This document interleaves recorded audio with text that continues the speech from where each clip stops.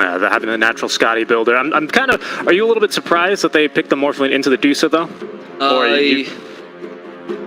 10 seconds remaining. No, I think it's fine. I think the Morphling is not the worst matchup against the DOTA. You go for stats Morphling more in this matchup on the Eagle first, right? But I still think it's fine. I don't have much of an issue with this. I think the Morphling as well is one of those heroes that, unless I see him really countered, like an AA, for example, is always kind of viable if your team can play it, right? So, like, if Watson is confident as Morphling, which I know he is because we saw it in Hustlers last season as well, just go ahead. You know, you could really solo carry against them. My concern, though, is overall I find Hellraiser's draft still stronger than Bait. Even if Morphling can solo carry this or not, that's not my question. Yeah, I think to me it comes down to, yes, we have good save and good kind of escape with the Stampede for Centaur.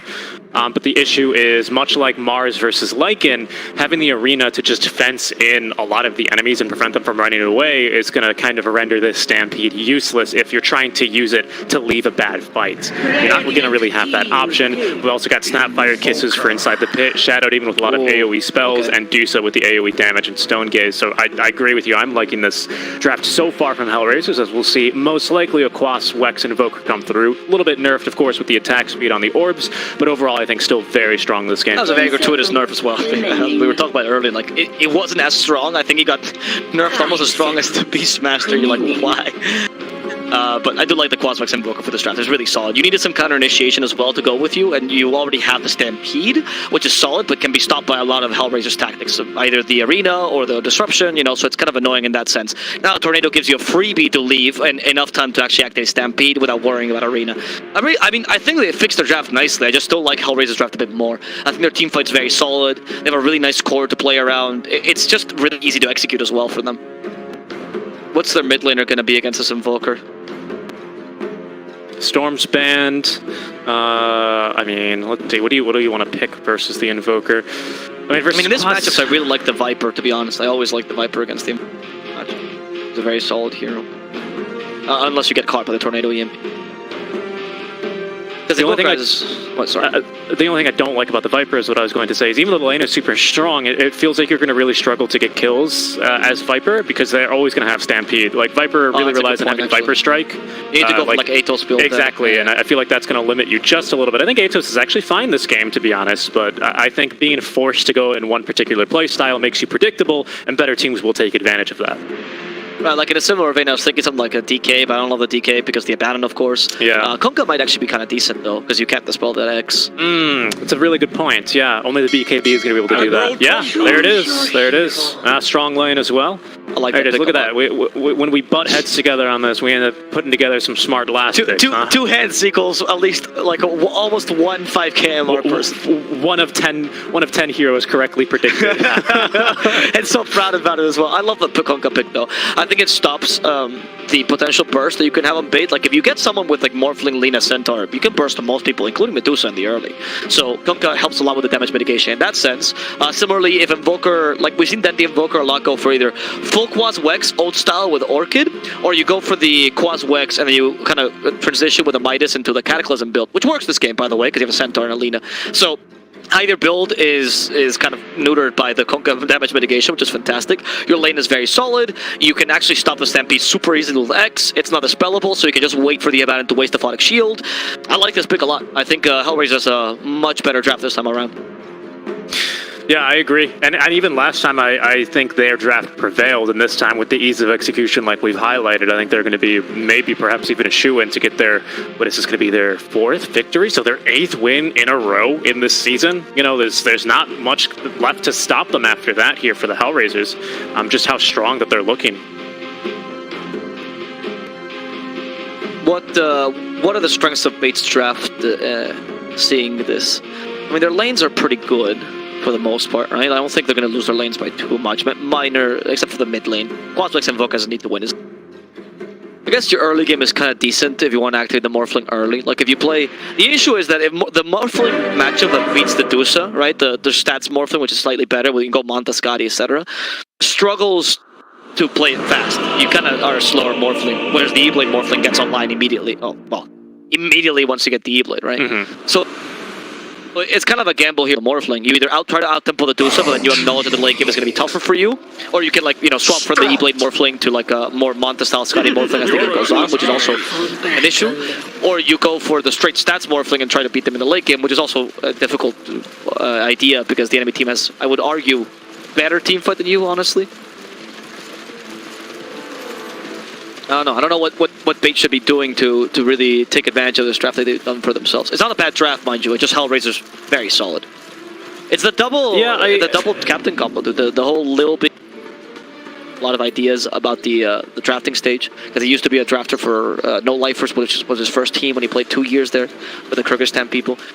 He really knows Kyrgyzstani people. Sorry, he really knows his way around a draft, and I think has added a lot to Hellraisers. Yeah, and even just like focusing on and here's the hero of this match, I think something that Bait is going to do extremely well this game is buffs. Like they're buffs that they can. Solar that's a good point. Someone, Aphotic Shield's going to be really nice, but you look at Zayak, he can just. Right, so I think this Morphling is actually really going to struggle here, basically depending on the position of Zayak. And because he's positioned 4 this game, he has the luxury of farm, or at least a little bit more farm than he would normally be afforded on a position 5 Shadow Demon. So I do expect him to have a really, really impactful game here. I don't think, like, you know, his team is relying on him to carry the game with his performance, but making sure he can get off really impactful demonic purges are going to be the name of the game here for him. I do agree with your point about the buffs here and Bait's strength. Like, you don't have any. Yeah, Demonic Purge, of course, is your only offensive dispel. You can use it on the Morphling, maybe not the best target, but you can. However, the Morphling might just be able to burst him down, right? If you go for like an E-Blade plus Monta style build early, you know, and you just burst the Shadow Demon before he can do much, or you force him to disrupt himself when you have a couple free seconds of Alacrity. And then, of course, you have a lot of save for your carry. Like, it's a really good game to play on your Morphling, right? The issue is, it's really just Morphling plus 4. A whole team made to buff him or make him stronger. Yeah, exactly. I mean, and again, I don't think your draft is too bad at that. You've got some squishy backliners that you might prefer to jump, you know, and if you don't, they're going to cause you troubles. Yep. Those being the Abba and the Lina, you know, have to kind of be taken care of. Lina, very capable of doing a lot of damage if left unchecked. Careful here, Watson. 5 stacks of the poison's not going to be enough, and down bottom, actually, they get the kill first on Takuma. That was very surprising. I know the Centaur's Lina lane is strong, but not too strong. The DOTA is slightly out of position. Kuman thought he could just play this aggressively. The lane is not bad for them either. You know, you have 2 ranged heroes against Centaur. Usually you can deal well with them, but in this case, the Light Strike already just catches him. And yeah, there we go, another one by TSA. Gotta go for the null build as well. Got the deny though. Yeah, null talisman build, which implies to me we're going to see that second point that we always see on support Linas in the Fiery Soul. Yes. Normally that was largely ignored until you had LSA maxed, but since they increased the duration by 2 extra seconds, getting that first value point, here we go, is just that. It's super valuable in the lane, allows you to really easily trade Harass with a Snapfire, who's normally the queen of doing this, of course, with the Cookie combo there onto TSA. He can return a fair chunk of damage himself. Doesn't need to be careful not to die, though. Fairy Fire keeping him alive. We also have the healing salve, but he's within 1-hit range. Not of the DOTA, though. Does not have the base damage. Actually, does have decent base damage, but just not enough of it there. Nice job by TSA. Oh, the choice in going for Retaliate as well relatively early.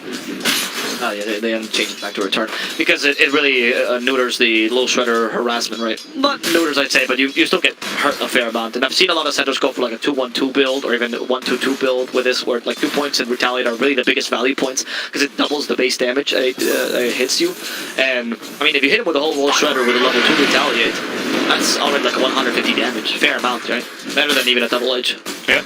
At that stage, and the best part of it is that you do take some damage, of course, but when you get that Ring of Health, which is already on the way from the Secret Shop, you're going to be healing that up in absolutely no time.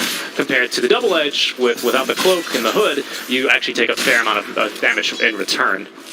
That's especially useful when it comes to the Vanguard build. This game is just so good, right? The build is fantastic. It's a really solid Vanguard or even Crimson Guard game later, because Crimson Guard also heavily hurts the DOTA with the multi-shot, or the split shot, of course. So it's a really nice idea for Bait to go for that early, not necessarily a Van Hood Centaur, because Pipe is decent here, but you might want to skip that for like Crimson Guard and to Blink Dagger. We have seen some Centaurs, particularly in this region, do. Yeah, they really like the Crimson in this region, actually. I mean, and it makes sense to build it on a hero like the Centaur versus a Medusa, especially, who is just purely physical right-click damage, with the exception of the Snake. But usually that's not what ends up killing you. It's almost always just the right-clicks that are coming through. Watson is not having a great time finding the farm, as there's actually a kill onto TSA down bottom. Lil very quickly closing the gap there with the Lil Shredder and the Mystic Snake to secure the kill there for the DOTA. Not really much the Centaur could do, so yeah, the Cookie, again, Lina, just like she does in the mid lane, does really struggle if you have any sort of gap close to her. That is still true in the position 4. It's the Lina is not going to be like, she wants to trade, of course, but like I said, 2 race heroes, she doesn't have the huge advantage Linas usually have against like the melee 5s or even the melee carries, right? And you want to play aggressively but within measure. I feel like TSA is playing, oh, I'm Lina, God in lane, which is usually the case, and you just need to mellow down a bit early. But the issue, of course, is also that Watson, as you mentioned, is kind of struggling in the top lane. So because of this, you want to try to put more pressure here. You feel pressure to actually put more pressure in the bottom lane to make things happen, as they're doing right now against Lil. They do have a Cookie ready. The Cookie is for Kuman. He actually uses it aggressively. Lil almost died because of that, but manages to survive last second. Very well done, actually. Really nice stump by Lil, and nice last-minute decision-making. Oh, yeah, mid lane, Young G and Zayak going for the kill onto Dendi. Young G having to back out of that one, though, left with a sliver of HP. Dendi 4 stacks the poison to not be enough, but they will get Watson. Okay, that was a surprising thing. That was okay, I'm assuming the camera didn't catch it, but what happened was the resolution, he just did a point-blank spear there, and Watson was almost full agility, so easy win. Like, it wasn't really that difficult for Rezo. I don't know if he wasn't considering the potential spear, Watson, but considering your lane's already going badly, losing that life is a big deal here for Ben. Yeah, especially because the Shadow Demon was forced to rotate on over. Of course, Mars not having any problems on that top lane. In fact, he's got the most CS in all of the lanes right now, clocking in at 33 and 13. So our Morphling even kind of struggling to find the experience this game, a full level behind the Mars. Yeah, it's a tough lane. I mean, Mars, once he gets level 6 as well, he did go for the waveform, so at least he can get out of the arena, but if you get surprised by this, you're going for the Yule Center build early in Rezo, as opposed to the Blink Dagger, just to be able to, you know, use the combo on the Morphling and kill him. Usually, if you time the spear correctly, the cast point on waveform is not exact. It doesn't save you from the spear in time. His family will understand. I'll always remember how foolish. Dendi has the urn completed, so now the only challenge for him is to get these the first kill and the 2 charges into the urn, right? Of course, he doesn't have to get the kill. It'd be nice if he did, just as long as he's within range. That can definitely get him not so much recovered, because I think he's getting decent farm in this lane. But naturally, Kunkka, you know, he doesn't have to wait for urn charges. He's ready to go immediately at level 6, and Dendi knows that. That's why he's not showing right now.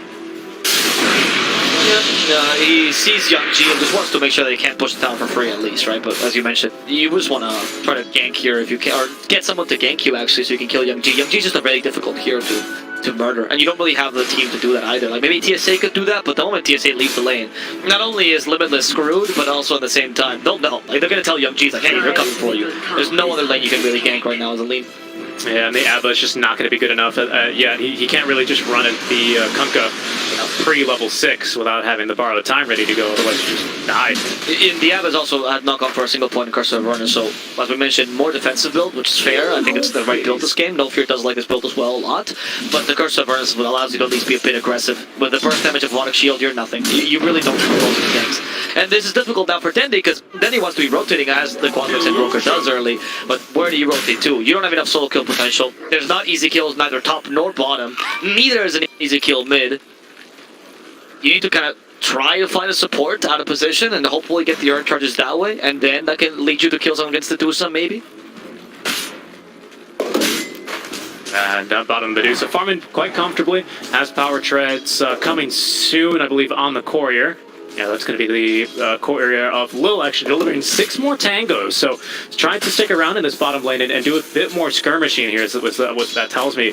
That'll be a bit challenging, though, versus Limitless, who already has the Vanguard operational. And he has gone for the 1-3-3 build. 1-1-3 build, pardon me, as top lane. It's going to be Rezo finding a kill onto No Fear, utilizing the arena. Set up there by the disruption. Not really too fancy of a kill, just getting a free kill with the ultimate. That's the reason why Rezo might not consider to go for the Yules instead. Oh, Rezo? Okay, that was a morph into him, but he missed the spear, and Rezo's going to show him how it's done. Now in Mars form, poor Watson has to retreat. That morph didn't work. He was really hoping for the kill on Rezo. He needs to make something happen, and Watson understands this. There's really not many opportunities to get kill along this map, but like, what do? You know, you're just so limited here. They ganking bottom. Yeah, they do try to go for Lil. That's the support out of position you were hoping for. This will give you the urn charges, so quite a valuable kill here for Dendi. Lil will fall, and now Dendi has urn charges, which means the cold snap combo is online. The tip, the no fear tip, after he gets killed by the offlaner, he's gonna go ahead and drop the tip immediately onto Lil.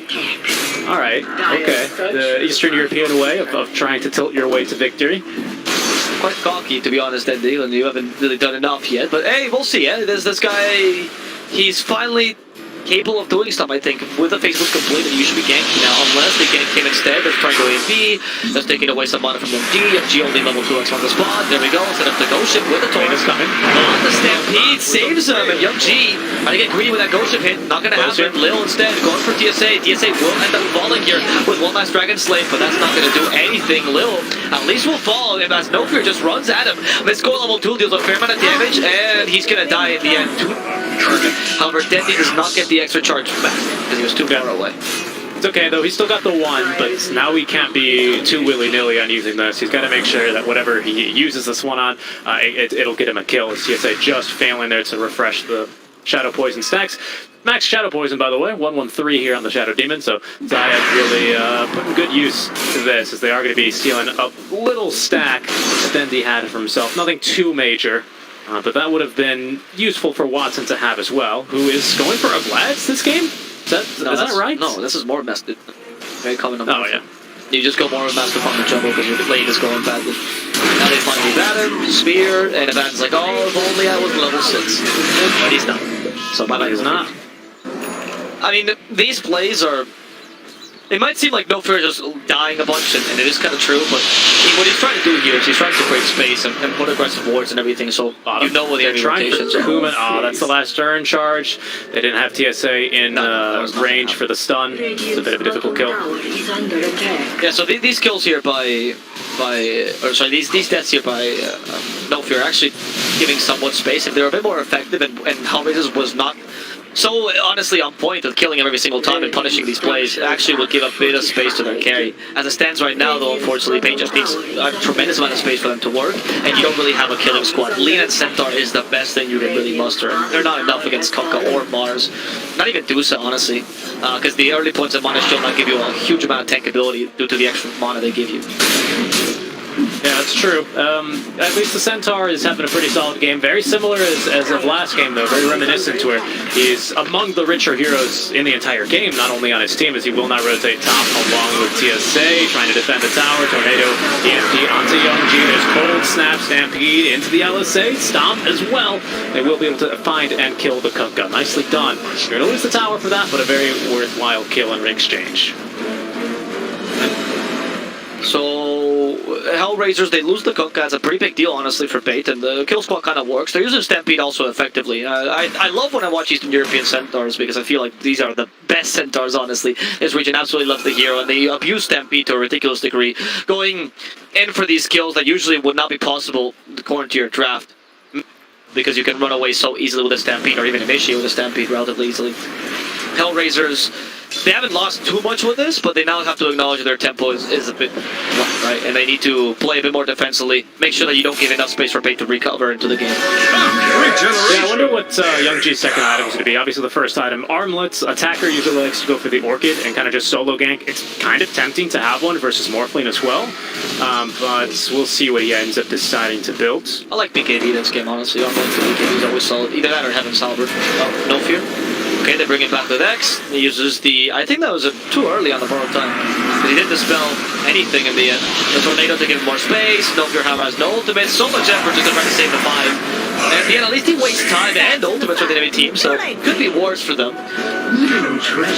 Yeah, Mars was waiting in the wings there to jump in. He's got a Blink Dagger ready to go, so his Blink reveal was going to be actually not scouted, I believe. Well done. As now Watson is going to go ahead and get eyes on. Now they know about the Blink Dagger for Rezo, so it shouldn't be too much of a surprise for whoever gets jumped first.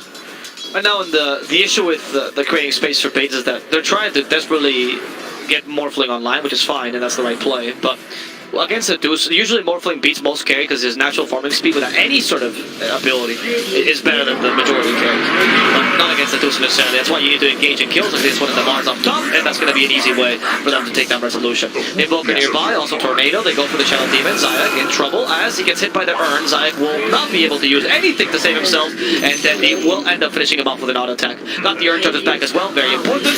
So Bait, hey, that's how you use the Morphic. You know Dusa cannot fight right now, she's full farming mode, especially because she went for the full farming build, maxi split shot. So Morphling has to play it more aggressively, take advantage of this differential between them. And he is going to be going for stats build immediately for the Manta style. Yep. Yeah, very nicely done there, utilizing the Blink on Limitless to surprise the Mars, puts him on the back foot. As soon as he hears the Stampede, he tries to get out of trouble, but then it's much too late. A good two-man smoke, utilizing not only the Stampede, but also the Lina to be able to make sure that she can actually follow up with the very needed secondary stun onto a hero like the Mars. Is it full? Yeah, it's going to be Vessel already on the way for Dendi. He's got the recipe on the way, already having the Vit booster in the inventory. Now he's just going to need a Hand of Midas, and he's going to start transitioning into the Exhort as he finally puts his first point in.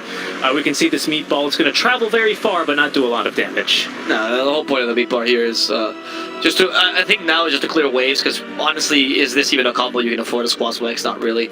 But he's going to go for the Dendi build that we talked about in the draft, right? He either goes for the Orchid build immediately, right? Or tries to go Midas into transition, which, like I mentioned, I think with the Cataclysm it works kind of nicely this game. It's a good way to get more damage into your draft, to try to deal with a Kunkka, to take advantage of your lower cooldown initiation spells and nice little area stunts, even if they're not huge.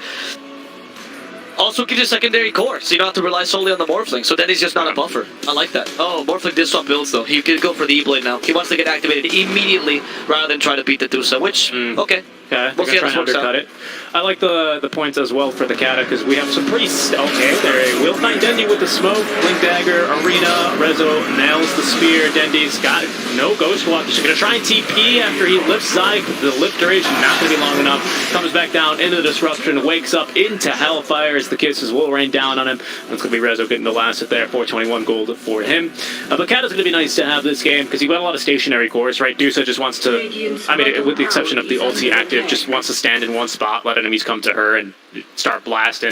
Kunkka kind of stands still when he's executing the combo. Shadow even likes to stand behind and just spam abilities. So we've got like a lot of heroes that want to be stationary. Snapfire, of course, with the channeled ultimate is going to be forced to cancel it or probably die to a Cataclysm when it's max. So I like the idea of it, actually. I think it could really work out this game, despite not having a setup like a Ravage or the Arena. Find Lil here, relatively easy with a Sunstrike. Can they kill him in time? They do jump onto Young G, much more valuable kill. He gets the motion, which mitigates some damage. Young G, he X'd himself, and in the end, he was just playing around with Bait, who wasn't ready to fight this quite yet. Dendi was nowhere nearby, and without him, it's kind of difficult to get the kill. Instead, they'll keep their distance. They want to make sure they're near the tower. Disruption used for the Centaur. They can set up for the Torrent like this, but Centaur is a hard target to kill. And even with the Phonic Shield help, even though it does get dispelled immediately, at least it gets rid of the Torrent and the slow there. So, not too bad. Alacrity on Watson, take out his tower. Very good positioning here. Arena and 8. And they do have Arena, as you mentioned. Resolution could jump in. However, seeing this tower fall, you have no point to TP to. Just waste the Ghost Ship. Not really worth it for them to force a fight. Much better to just stay back.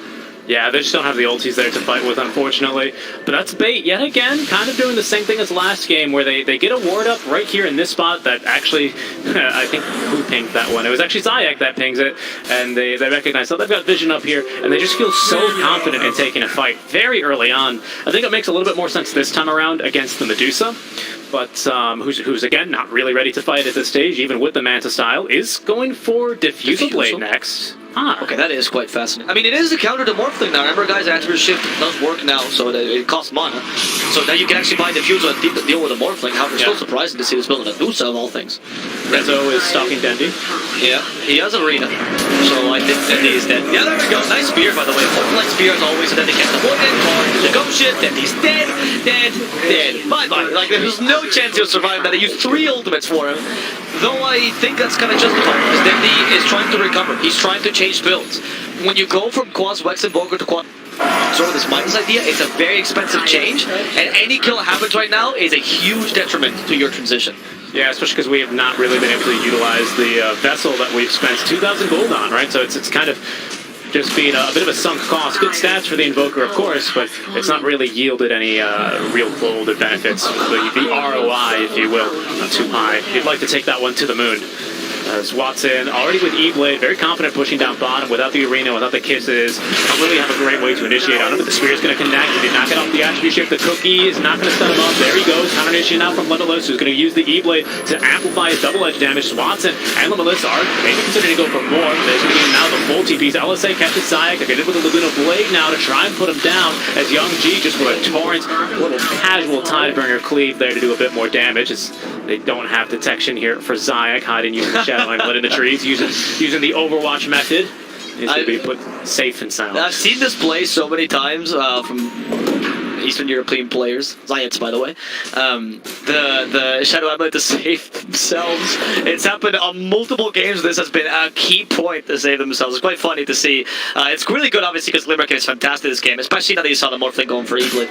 If Watson had gone for Manta, this Glimmer Cave wouldn't have been as big a deal, and maybe not even picked up. Maybe you go for 4-staff or something else, honestly. But seeing the Morphling go for this build is like the best thing. Now, I would even encourage the potential Hood even, or actually no, just BKB on the Konka.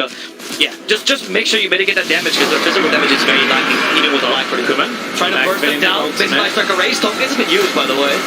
And to stop for the Mars, who's still arena. They try to control for now. TSA will fall first. Watson sets up, Resolution sets up the arena. And the Mortimer's gonna start raining down. Limitless is in trouble. So much magical damage, and even with his Hood, actually no, he's just barely able to tank it. He hit with the X, and that will bring him back to the last bit of torrent damage that they need to finish him off. Even with the Hood, that was correct the first time, he's unable to survive this onslaught. Yeah, Zayak just really starting to stack up the poison now. He had 4 stacks there towards the end, so there's no way he was going to be ended up living. And they don't have to convince anyone else, maybe to possibly be traded off in return for the simple kill. Nope, here unfortunately got turned into stone. Might have been able to actually save TSA from the high ground there. Pops the ulti manually, but he does so a little bit too late. So he wasn't able to save the Lina there, unfortunately. Centaur also gets caught by a great arena by the Resolution. And Kuman is alive, and guess what? He's got Diffusal Blade on the way now. It's completed. Oh, that's true. And we'll see how this works. I'm fascinated by this idea. I don't completely disagree with it. It's just interesting to see on a hero that's not particularly known for an incredible attack speed, right? That, I mean, Deuce is not bad. Her agility gain is pretty decent, and Digital Blade works with that. I don't think it's a bad item. What I like the most, though, about this idea is that it leads to a very good mid-game Dusa that can still abuse Manta style, as opposed to the SNY Dusa that is sometimes sees when you want to play her mid-game. And I think it's very good, because if you mitigate Bait's impact now, especially seeing that the E-Blade was the build for the Morphling, they made a risk like this. They tried to out-tempo you, and now they can't because Dusa adapted to this. That's so smart. I honestly, I'm loving Hellraiser's playing.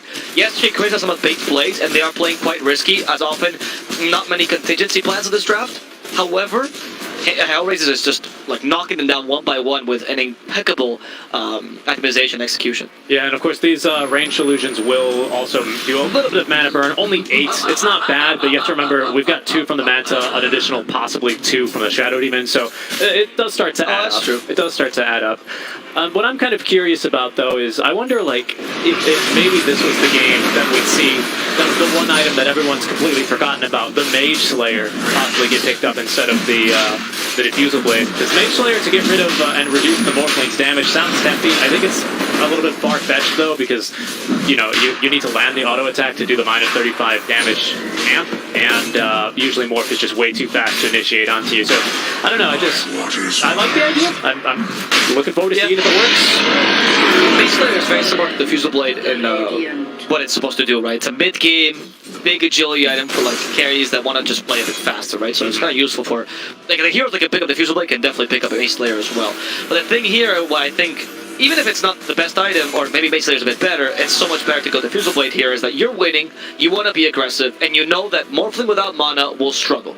And he already went for a very mana-intensive build, which is why he's going for Linken's, right? Just to mitigate that a bit. So you know that Diffusal Blade will punish that even further, whereas Mage Slayer will only give you a bit more defensive capability. Not really what you're looking for right now if you're winning. Centaur? He's been slow by the Purge, actually. That's another advantage of Diffusal Blade, of course. Being able to get those skills, Arena one a bit set up. I think he is just barely in the arena. They push him back. He's tanking a fair amount Limitless. Thanks to that Vanguard, saving himself from most of the damage with the DOTA. However, he'll eventually die to the Purge. Oh no, they say we'll definitely plan standing here.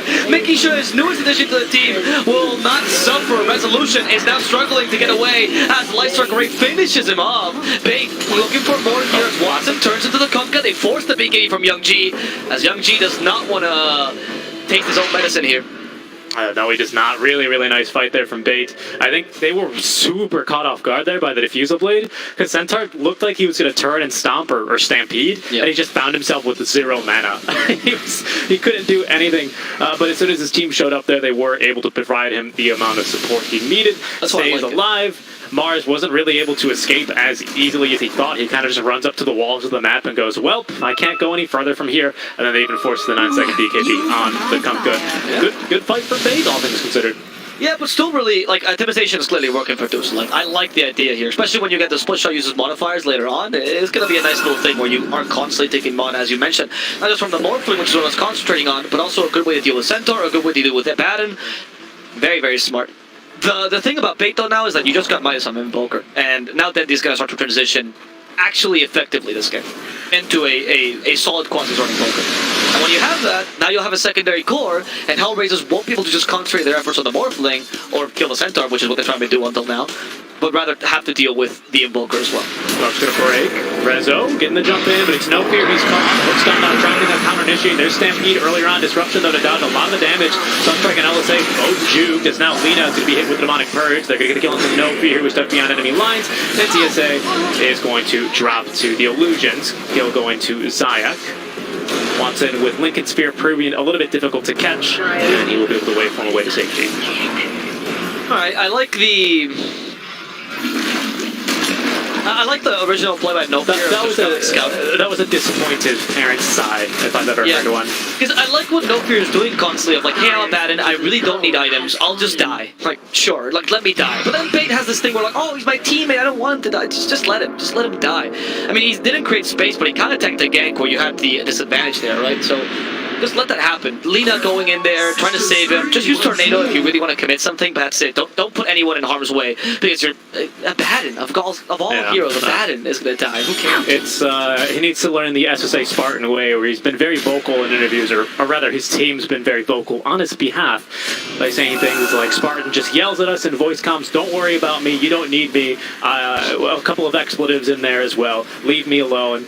You guys can win without me. I think that's what No Fear kind of needs to be. That's the tone he needs on the Abaddon. Because this is very famously kind of how Spartan is like to play. As they actually caught Limitless in the mid lane. They have expended a lot of the spells already, but with Demonic Purge, he can run absolutely nowhere. Would be killed off by the DPC, who's now starting to pick up the components of the Eye of Scotty. Going to be a very scary item for the Morphling to be fighting into. As time goes on, the Pipe and Vanguard, when it covers you, is worse and worse, right? Because obviously the team gets more damage, and these stay very static. And Centaur didn't go first. Like, these are considered pseudo-stats items, right? Because they give you stats, but not the actual stats, like strength, intelligence, agility. And so as the game goes on, these don't scale as well, and that's what Hellraisers are starting to take advantage of now. And if you can kill Centaur at the beginning of each fight, you lose Stampede. And that's much more valuable than a pesky Abaddon. The Stampede is crucial to Bait's lineup. Even if you can just burn all of his mana with the Illusions, it's like you say, the Stampede is absolutely crucial. You don't really need to be able to dispatch him. You know, the Pipe is going to reduce the amount of damage that you take with the mana burn, but it's not going to reduce the amount of mana that gets burned. Oh, is it? Okay. Yeah. So then the Vanguard will help. No, it doesn't reduce it either, because that's the point. That's why actually Diffusal Blade was also a good pick. I was going to make that point earlier. Like, it pierces right through the damage block. It's reduced by armor, yes, but Centaur doesn't build armor. Watson has the vision here. No Fear's going to die this time around, and the Baits, they are picking up on the cues. They're going to absolutely just leave him alone. Torrance back to the X-Mark. Down he goes. I troll your guts with my blade. Okay. Again, this is good though. This is what I want No Fear to be doing. Die alone. Right? Don't bother anyone while you're dying. Just stop asking for help. No. This is the only way you can really create space when you're losing in this game, because you don't have a hero that can get like solo kills easily. And also, Hellraiser knows that even if you try to look for that, they're gonna just stay together, right? They have enough farm right now. They don't need to farm efficiently. They're happy just to keep getting. Look at all the vision pressure that they have right now. One of these is just timed out, but they've got a really nice ward place on this cliff. It's a bit of an awkward ward spot on this cliff, but you can utilize it pretty nicely if enemies are kind of doing exactly what Dendy is, right? They Look at TSA. He's like, well, where do I go now? Like, I'm done. Just stands there, accepts his own death. That was so funny. He TP'd for a solid 3 seconds, like, I'm almost out, and the spear comes last second to kill him. Tough. Rezo with a 9-second BKB, by the way. Of course, didn't need to use it for that kill. It was just Alina, but he's going to have that one ready to go for the next fight. We've not really seen this E-Blade get any kills, if I'm not mistaken. I don't think he's found anyone with it. There's Watson. Yeah, I mean, he's 0, 1, and 2, so... It just isn't the build. You try to out-tempo them, and it worked for the first, or it should work for the first 20 minutes, but Hellraisers had better execution then, and they just stopped you. Like, that's the problem, right? That's why I want him to go for the safer build of the Manta style into Scotty. Because you also have to go for Lincolns, literally just because you went for the E-Blade build, which is so mana-intensive. And Dendy just standing in the trees here under Ghost Walk. Well, now just drop a meatball on the way, but TP away. Trying to slow down the push as much as he can. Won't save the tier 1 tower, of course, but he's going to delay the push coming for the tier 2, the last outer tower remaining for Bait, by about 30 seconds. Medusa not only has now the Eye of Scotty completed, also holding on to the Elven Tunic, so she's also got a little bit of evasion that they're now going to have to contend with. Solar Crest to buff her up, means she can clear waves by kind of just Control A and backspace. It's that easy for her. Actually huge for him to cost the Shadow Amulet, but they're just trolling. The Elven Tunic is huge because Morphling is not a good MKD builder, and Rapier no one takes a true strike, right? So, that's just gonna look for the Morphling to burst you. Maybe when you finally get Scotty, oh, you guys just got Enchanted Quiver. That might even be better than Fountain Sword. Maybe yeah, the Dendy instead. Who's going for Cataclysm, because Dendy's like, we need damage. Like, we need something to kill the Medusa. He's got it, and he's going to be holding on to the Enchanted Quiver, like you said. Oh, up until his courier has been murdered. That's going to make his getting the point booster a little bit of a challenge.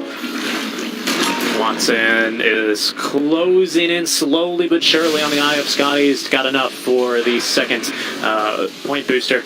Or, sorry, ultimate orb make it, but he's still a bit behind the 8-ball there. Nonetheless, just standing here awkwardly in the trees. I can't believe that. Okay, now Lil's going to scout him, but she gets the blink out. I mean, that was a miracle. I don't know how you got away with that. Jesus. Just standing in the trees. Casual tree watching in the middle of the game as he leaves. Actually, same with the Morphling. Can Nevada get away in time? Oh, they no, missed. Young G didn't see him. What was I going to go on about? They actually gave away the Elven Tunic. It was on the way to Young G and the Courier, but they've sniped that Courier. That's the reason Hellraisers have come back. So Deuce is now holding on to the Titan Sliver, and Young G is still stuck holding to the Nether Shawl. And that, ladies and gentlemen, is why if your enemies are, sorry, if your allies are close to you, just walk over and give them the neutral item. Don't send it home, even if it's easier for you. Sometimes the Courier is going to get killed. It's a whole minute. So let's jump in. There's going to be on the Cataclysm. Good damage on Akuma, but he's still 90% HP. He's going to turn now with the open active. Watson can't do the damage on that one either. He's already used the waveform. Has to turn into the Shadow Demon and disrupt himself to try and live a little bit longer. Now has waveform ready to go, but there's X in 1 second. Both incoming. There's a nice tornado one from Dendy, catching on to 3. Ice Wall plates down. Another big stomp up from Limitless here, but it's still just not enough damage as Watson has now been found by Resolution, pinning him with the jury buyback up from 2 heroes from base. As Kuman and Zayek just running through the ice wall. TSA finished off as she's going to be caught on the backlines trying to snipe Lil, but is unable to pick up the kill there. Both supports living on a hair of HP for the Hellraisers, and Bates are going to take another fruitless fight for themselves. I don't know. I don't know what to say to that team. I don't think they played that badly, but you just saw Cataclysm and Medusa. It was nothing. I don't know if Dendy, I don't know if Bait thought that they could get through the walls of the arena by just hitting it harder, because they went into the arena walls like 3-4 times in a row with Stampede. They go for Rezo. Cataclysm first it down. It's a very valuable kill. Like, the problem is Medusa. This is how you should be playing. You should try to just kill everything else. This is nice though. Roche is up. I don't know if they've. I don't know if they're going to scout with the tornado as Lil almost gets slapped by Roche. He's going to be fine. Aghanim, Shard, Aegis, and Cheese on this one being Roche number 2.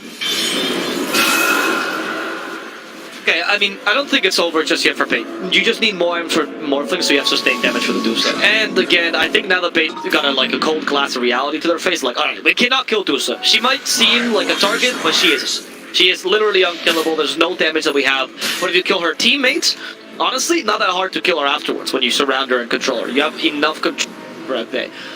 And she's kind of slow. So you play this as if she was Terrorblade, just go around her, murder everything around her, which is not the easiest thing, by the way. I'm making it sound really simple. It's not.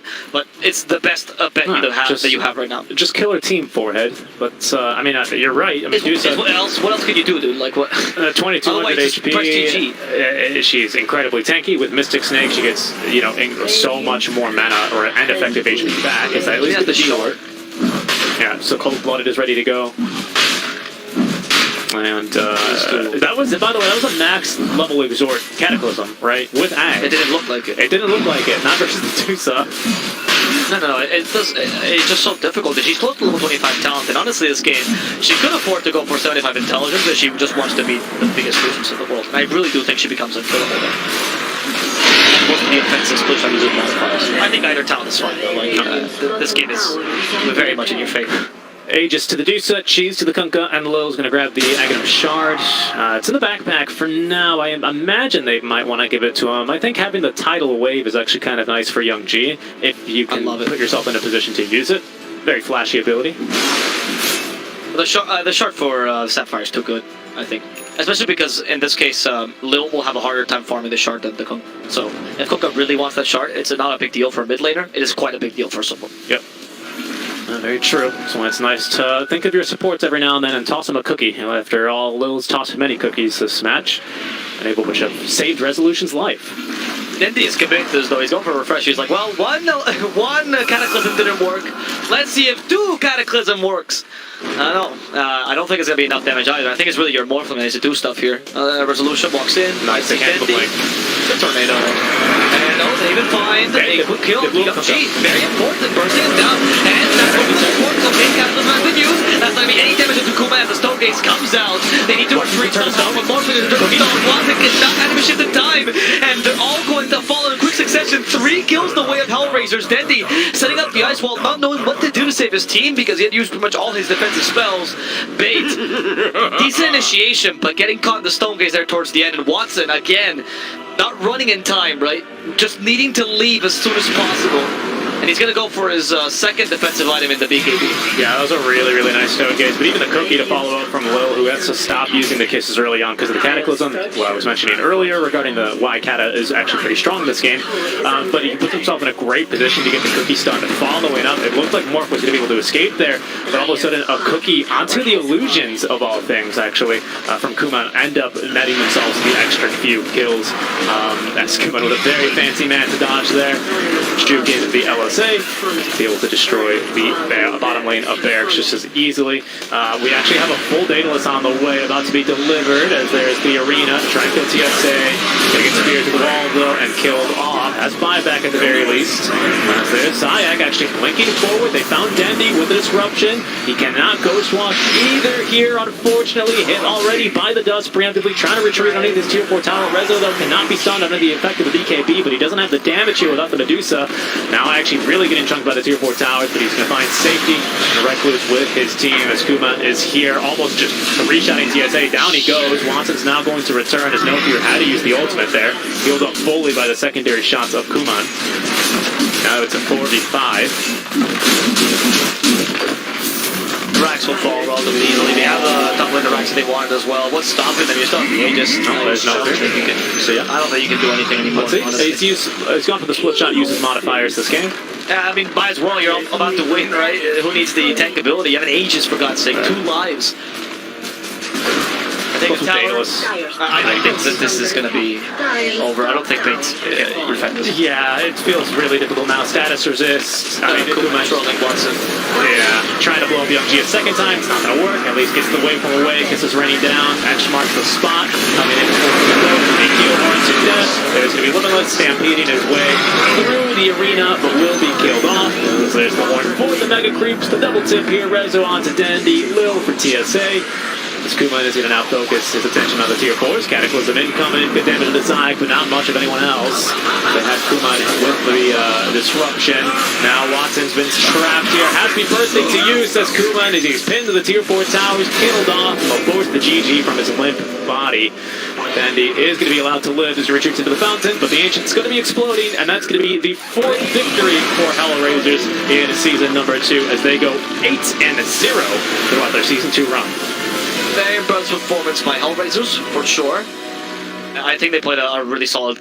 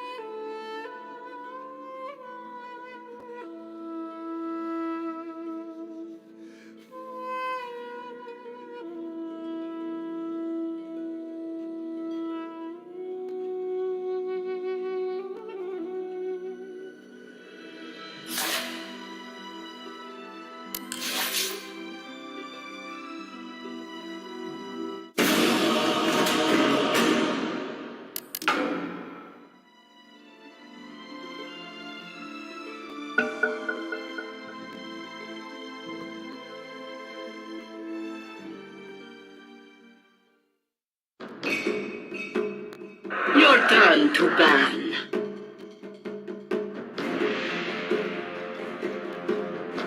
5 seconds remaining.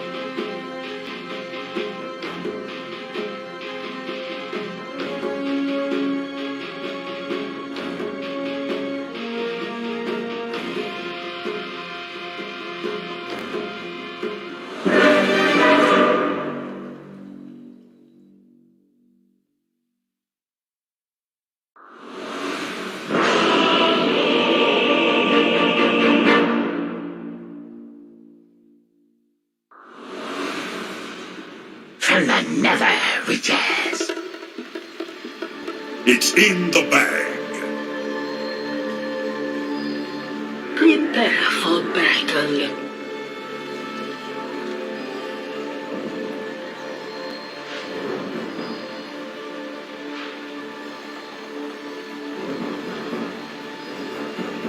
I glide on.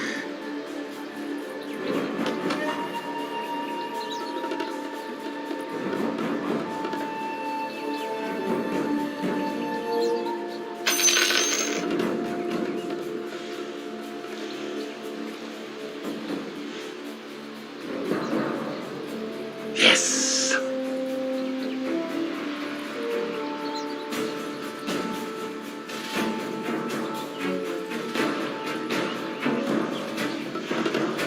I fly into a rage. 30 seconds to battle.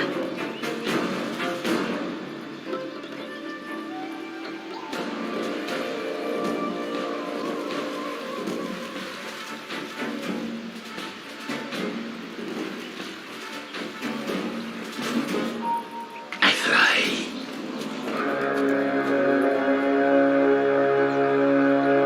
Swoop the battle. The battle begins. I fly. The nest.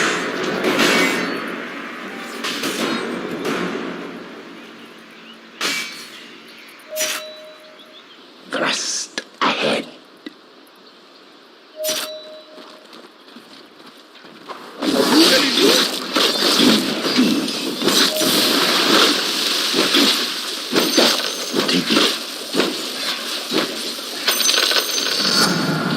On my way to a one-bite kill. Viperous. Gliding in.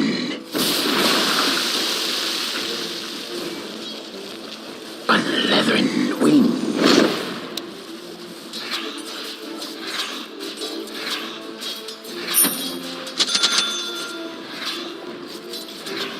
My fangs deny.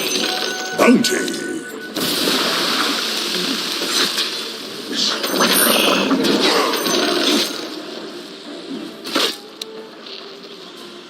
Overseen. Not yet. I roam. Not enough mana!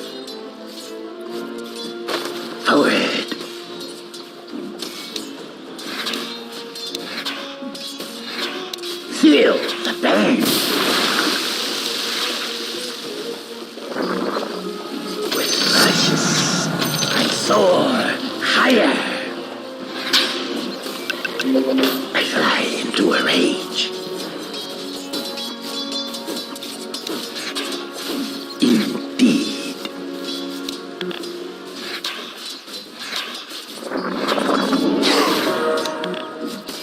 Swiftly.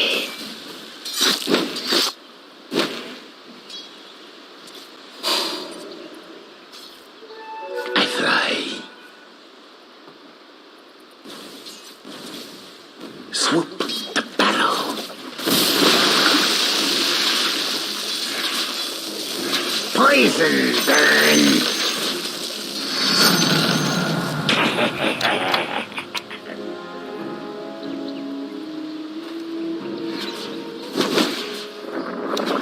Oh, die.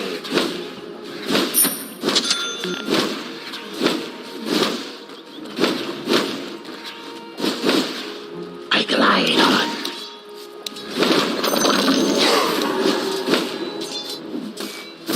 On leathern wings. No mana. No mana! Out of mana!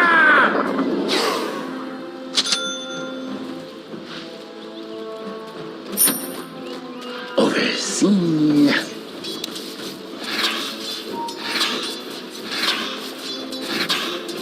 Here's poison in your eye. With malicious intent.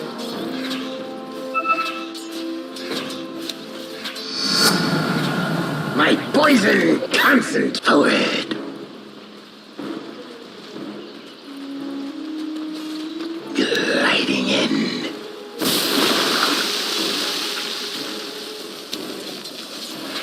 Strike. I roam.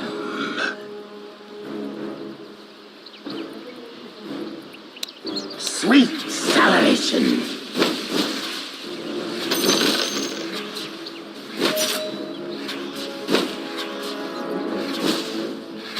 Thrust ahead.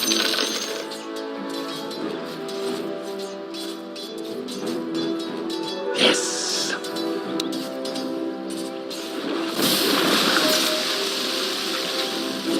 First blood. Ahead. First blood. I glide on.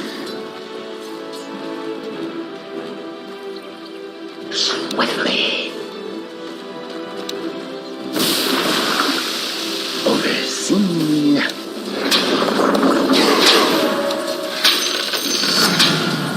My wingspan extends.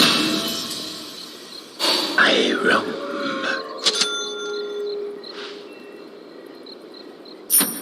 I fly into a rage.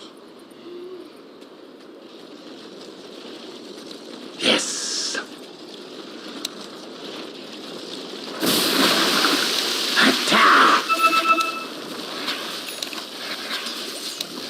Golden cargo. Forward. I fly.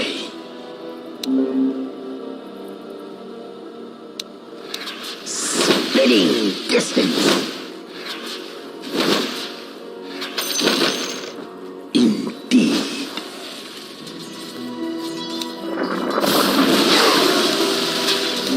Not enough mana. Gliding in.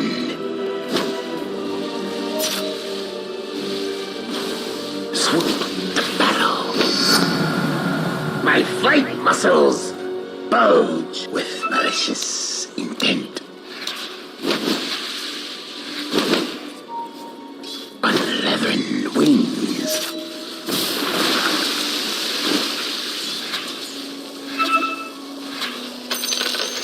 More for me.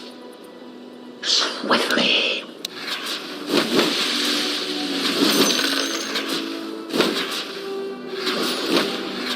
Thrust ahead. bounty.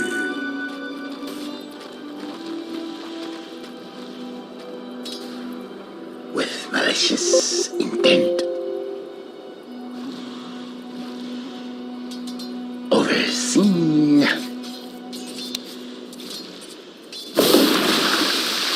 Feel the pain.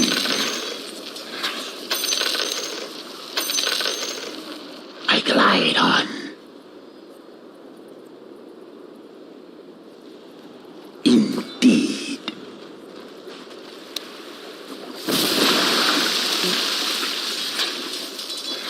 Mana.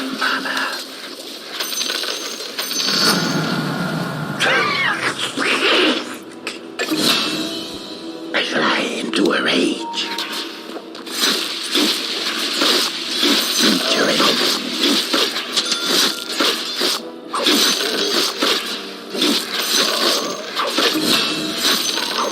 Unleathern wings.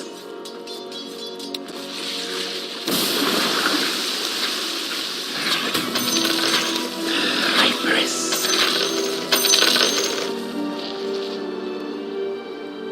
Swoop the battle. I fly.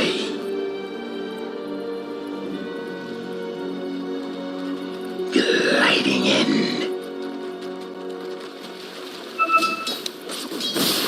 My fangs drip.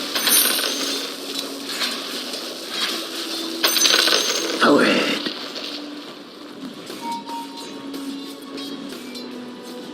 I roam.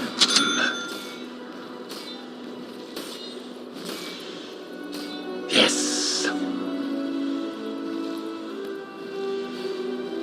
Swoop the battle. Thrust ahead. Yes. My fangs sharpen. I fly into a rage.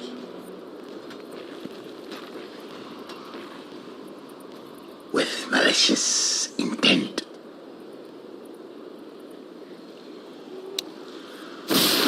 Gliding in. Swiftly. Overseen.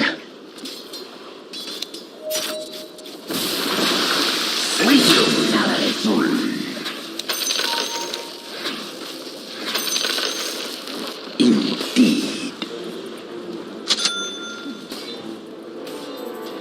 Unleathern wings.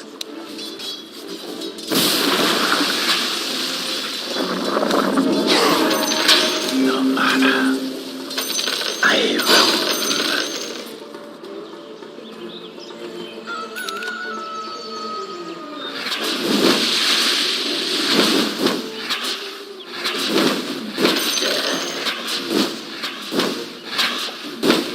Forward.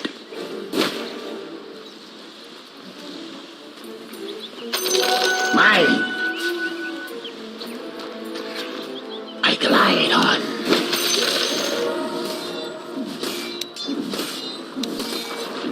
I fly. Oh, die.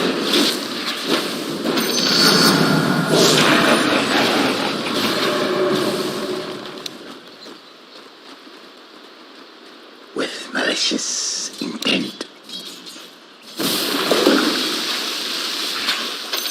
Attack!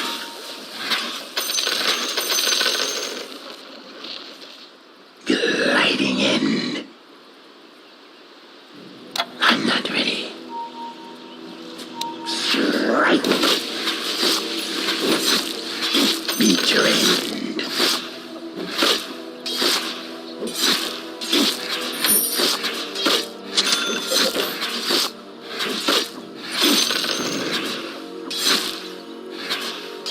Swiftly. Your middle tower is under attack. Unleathern wings. I glide on.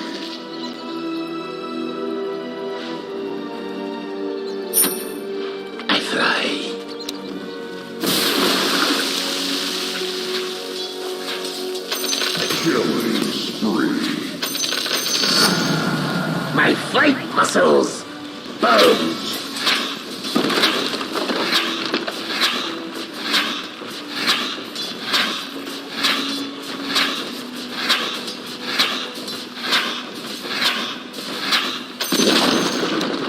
The enemy's middle tower has fallen. Double kill.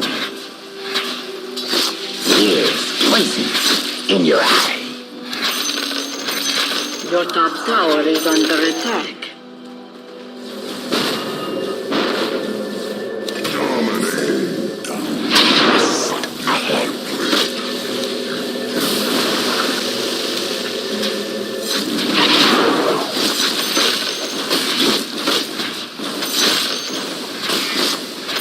Indeed.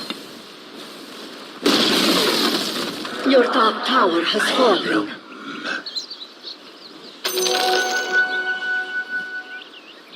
Yes.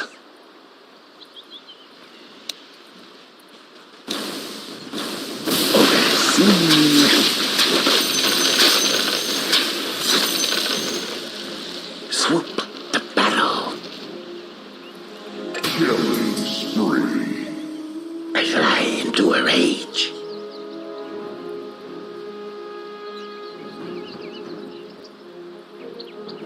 Gliding in. I fly into a rage.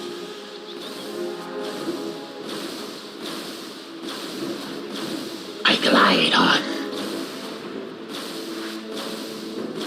Your middle tower is under attack. Soar higher. Overseen. Your middle tower is under attack. I roam. Your middle tower has fallen. On leathern wings.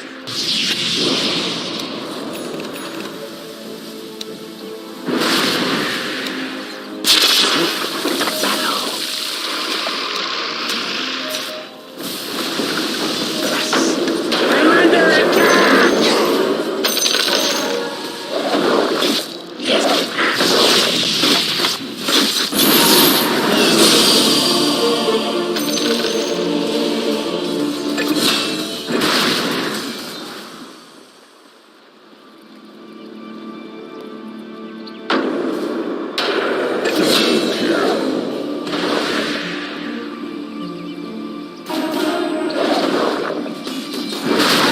Return them.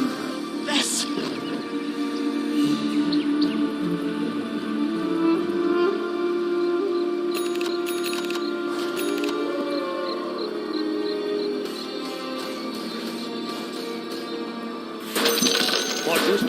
Your bottom tower is under attack.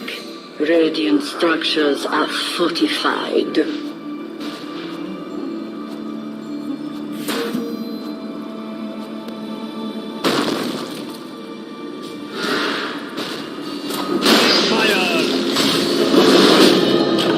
Monster Den to battle.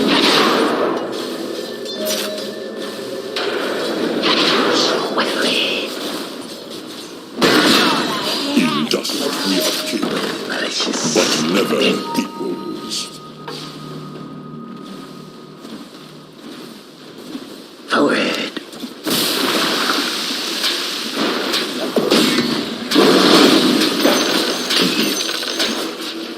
Indeed.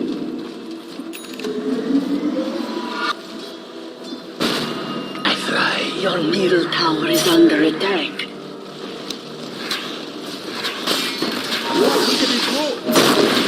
Forward. Dire structures are fortified. Your middle tower is under attack.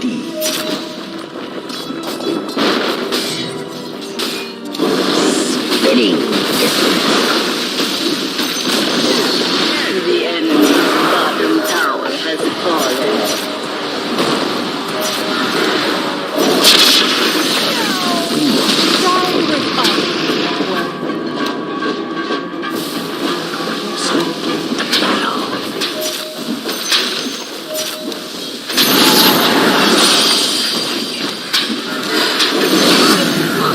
I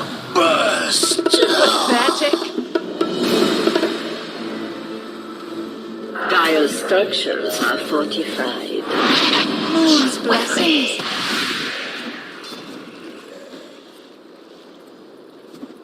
I fly into a rage.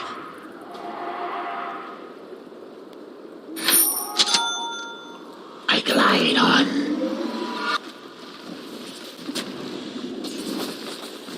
Thrust ahead. Yes.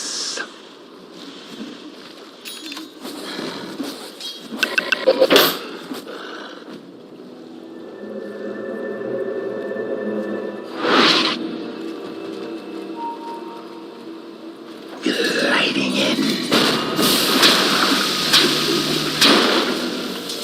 With malicious intent.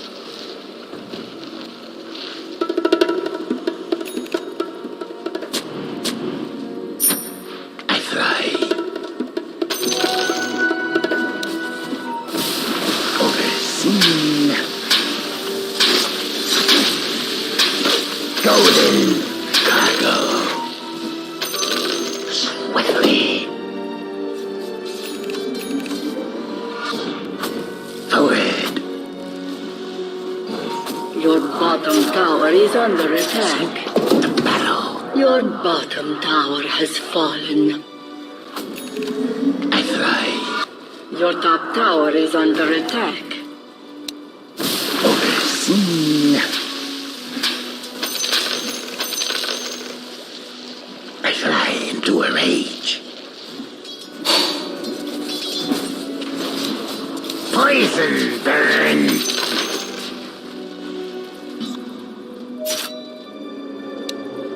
I roam.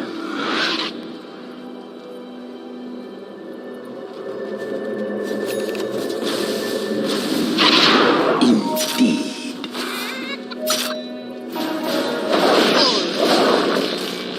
Who casts that shadow? Malicious. I'm just messing with you.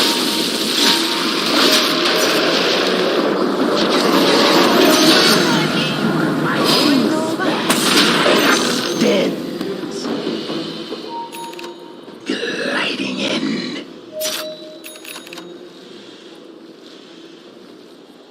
On leathern wings. Thrust ahead.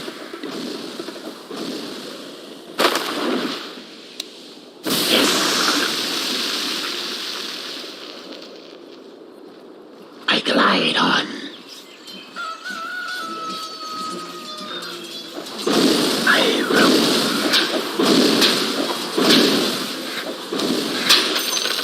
Oh, die!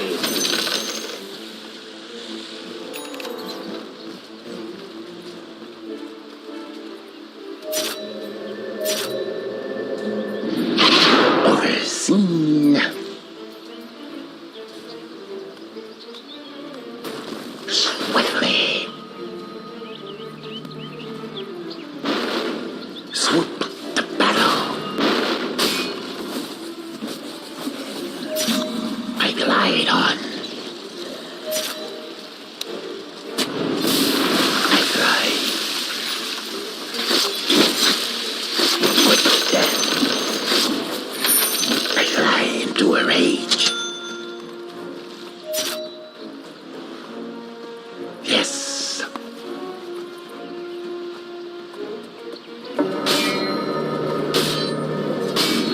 Thrust ahead.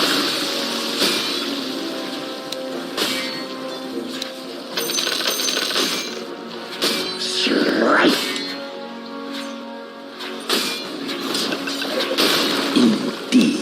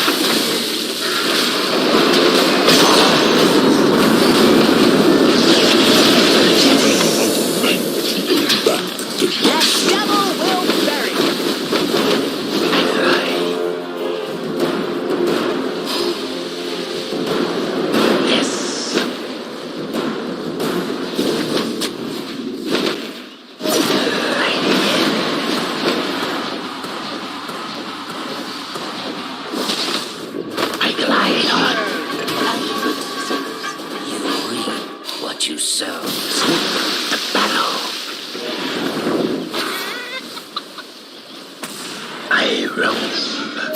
Double kill. You become feast for the flesh flies.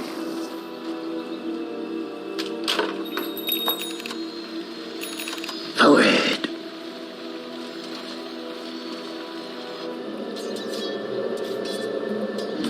Comes green death. Overseen. Thrust ahead. Your middle tower is under attack. My poison concentrates. I fly into a rage. Swiftly. With malicious intent. Indeed.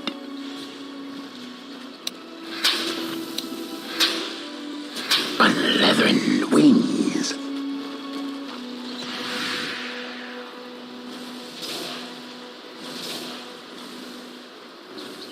With malicious intent.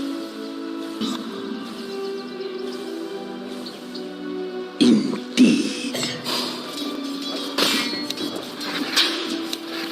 Overseen. I fly into a rage.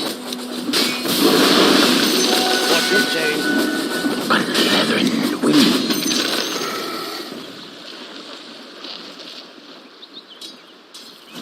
Forward.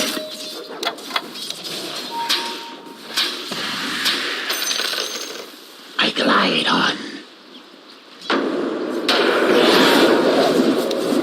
Ready or not. I roam.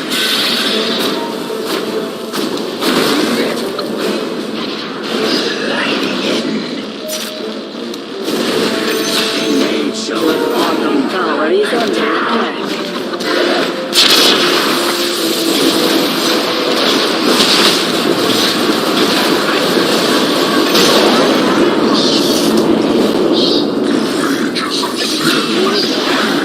Triple kill.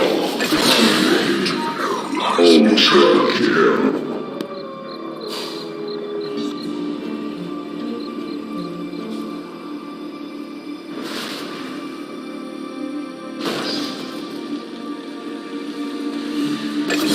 Mega kill. Rampage.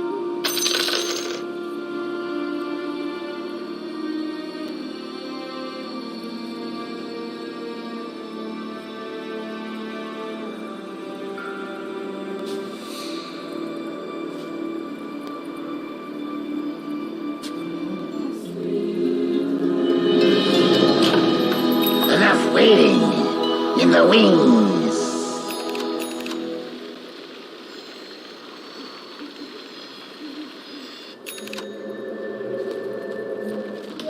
Yes. Thrust ahead. I fly.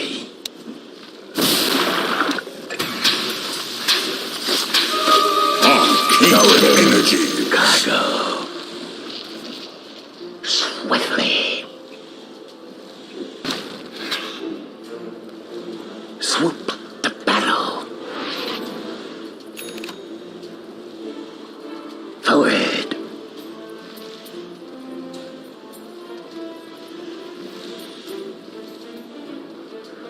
Yes.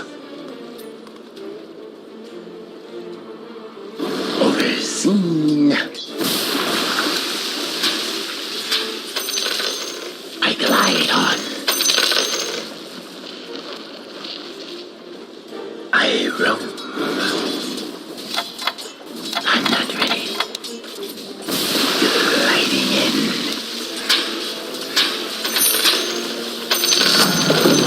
My fangs sharpen. Indeed.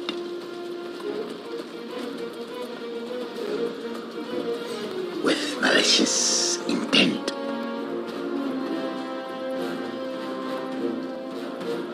Swoop to battle.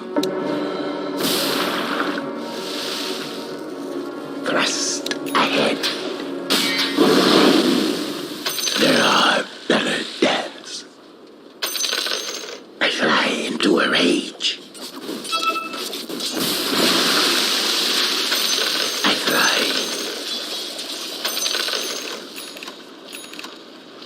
On leathern wings.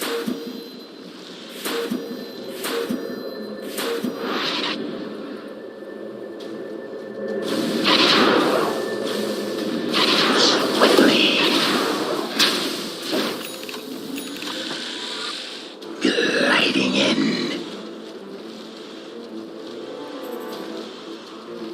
Thrust ahead.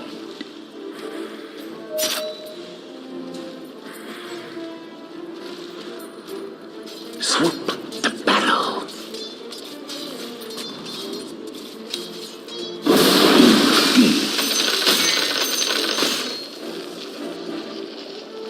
I roam.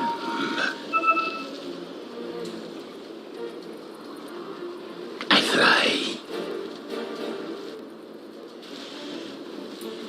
On leathern wings.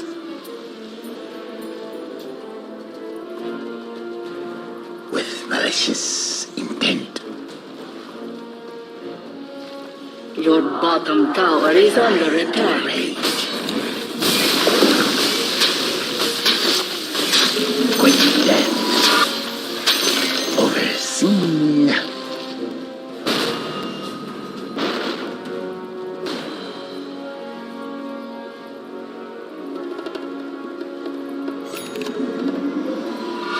Yes. Swiftly.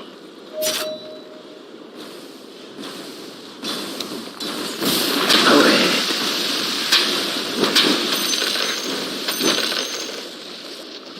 I glide on.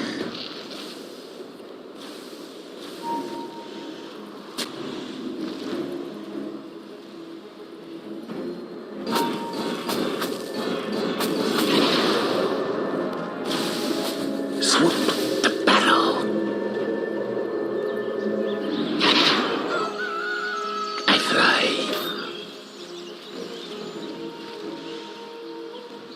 I glide on. Forward. Blessings upon a loyal warrior. With malicious intent. Mine.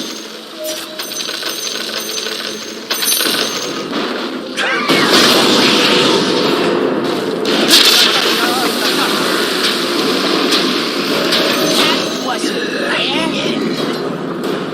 Will be.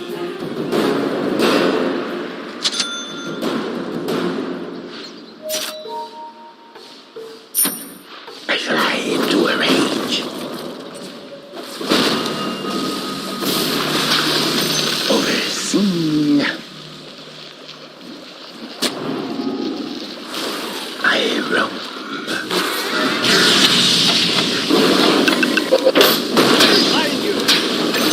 Swiftly.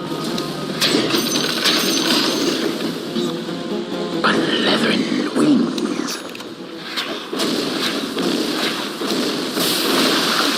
Sweet salvation. The enemy's middle tower has fallen. Thrust ahead.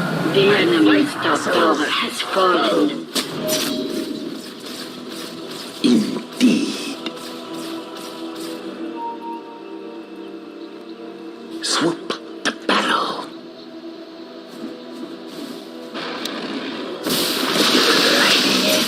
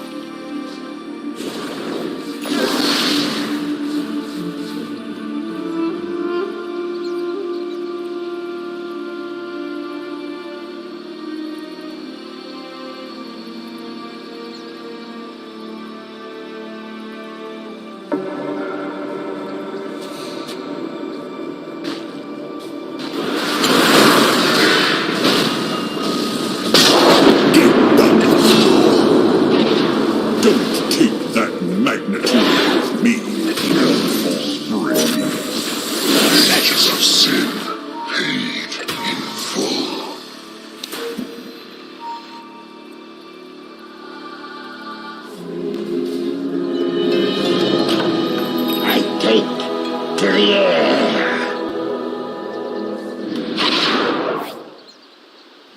Overseen. Swiftly.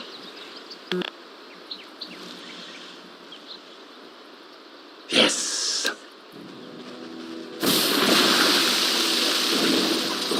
Here's poison in your eye. Forward. I fly. Death to you. I glide on.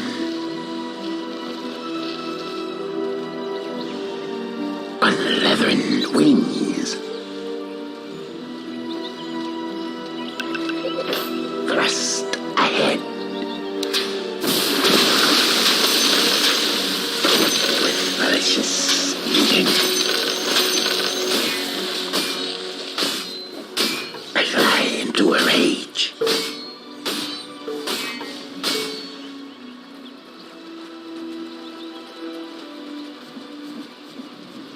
I roam.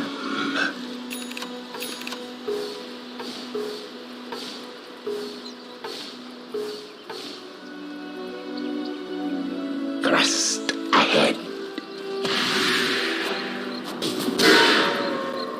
With malicious intent. I roam.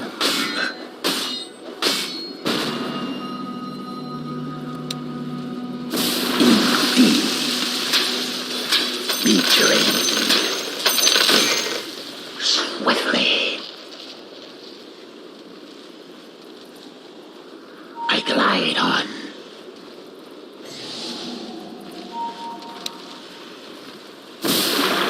I fly into a rage. Overseen.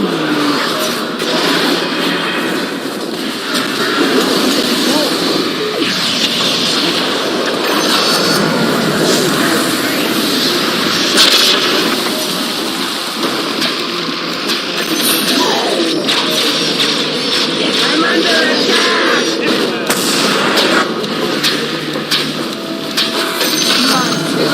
On my way to a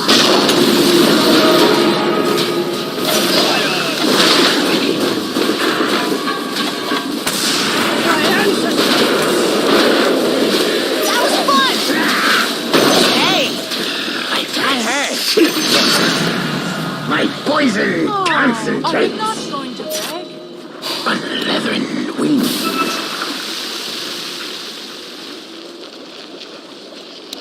Dire structures are fortified.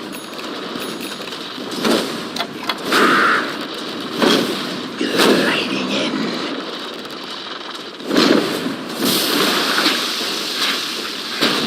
Forward.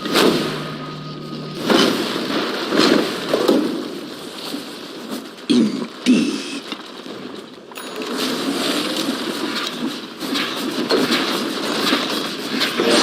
The enemy's middle tower has fallen.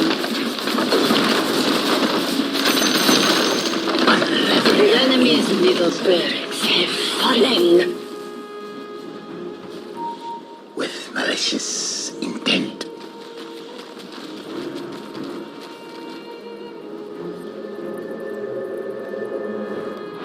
Yes.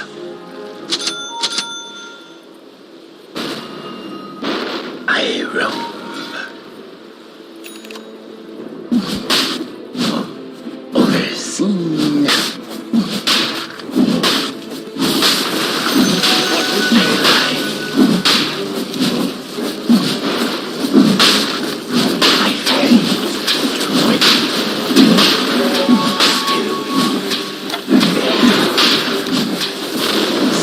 Spitting distance.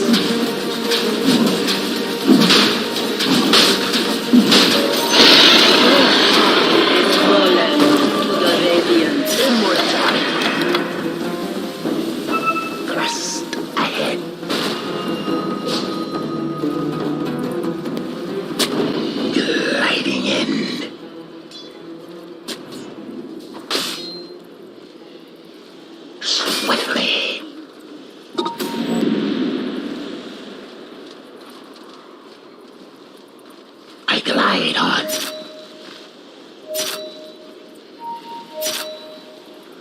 Forward. I fly into a rage.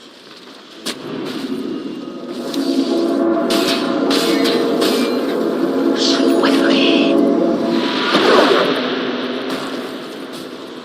I roam.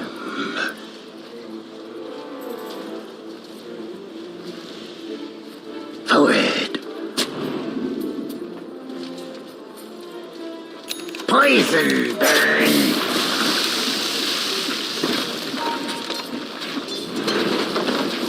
Yes. The enemy's top tower has fallen. I fly into a rage. Swoop the battle.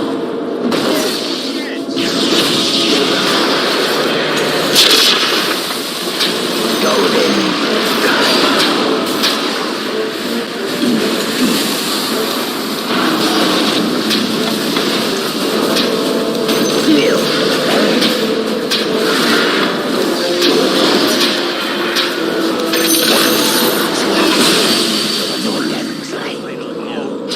Let the skies take you. I fly.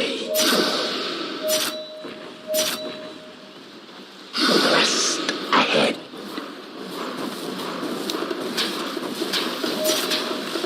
With malicious intent.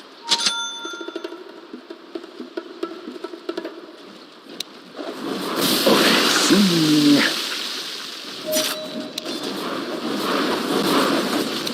Sweet salvation.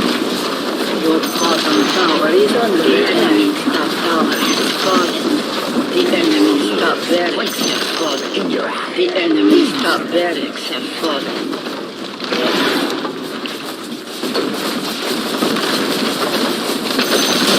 Glide on. The enemy's middle tower has fallen. Your bottom tower is under attack. Radiant.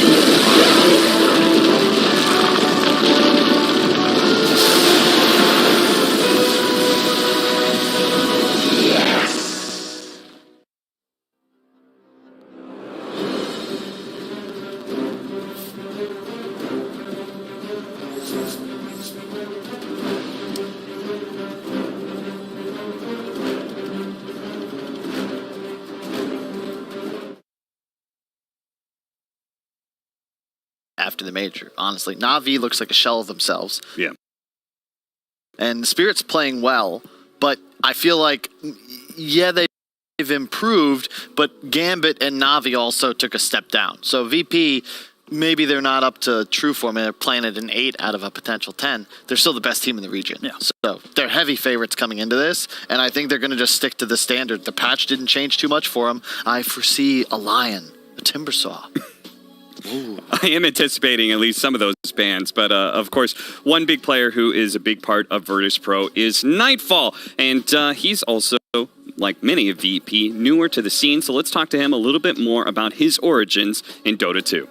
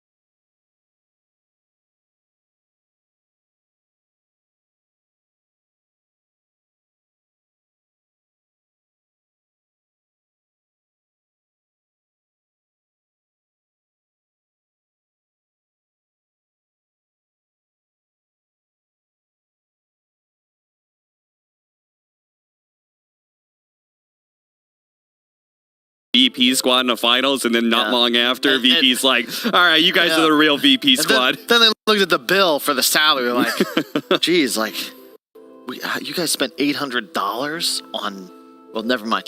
If you were to throw Prodigy $800, it's like, damn, that's the salary. That's easy. $800. Was that one person's night of entertainment compared to Virtus Pro, Apparently aka that was Prodigy? just the pre-party. Oh. That was for the hors d'oeuvres. All right, well, let's take a look at Team Unique. They are currently 1-1, and obviously they're huge underdogs here.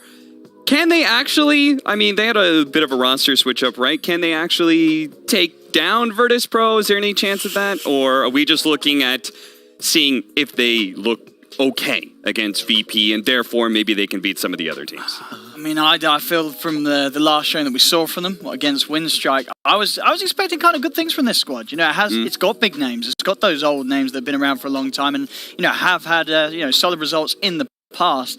But against Windstrike, sure, Windstrike, to give them credit, they're looking very hot. It just looked like a rough series. It was as if just sort of the connection between the players wasn't quite there yet, which is understandable. I believe with FN they've only played about 11 matches, so still making the adjustments to having him in on the mid lane. And for that sort of team to go up against VP, I'll be very surprised if today's the day where it all comes together for Unique. I hope it does, because I want to see them be able to give a good match against VP, but I think it's going to be very tough for them. I would be impressed if they took a game. Okay. That's, I think, the ceiling for them in this series. Yeah, that's, I think, perfectly fair, given the fact that Virtus Pro is such a dominant squad within this region. But Big Num, he's known a lot of Giants in his time. After all, he goes all the way back to Dota 1. So let's learn a little bit more about that. They've got those BKBs online.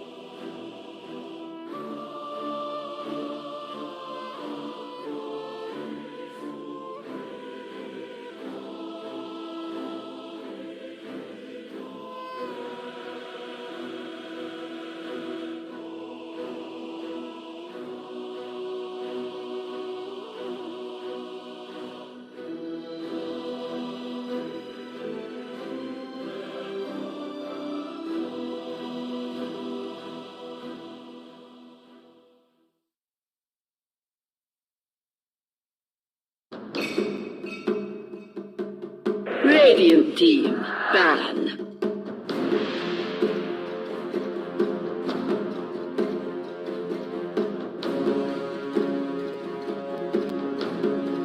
Dire team, ban.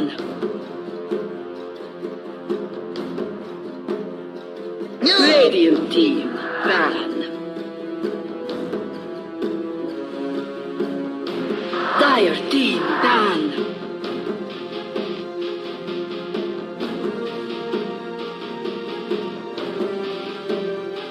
Radiant team, dire team, big bitches.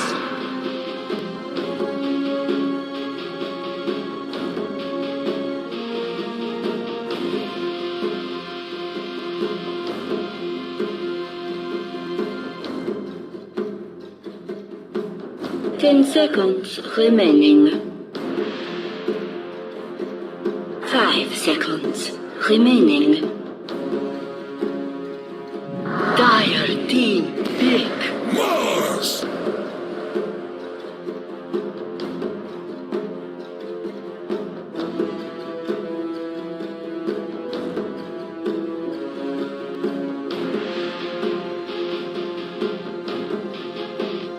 Ten seconds remaining.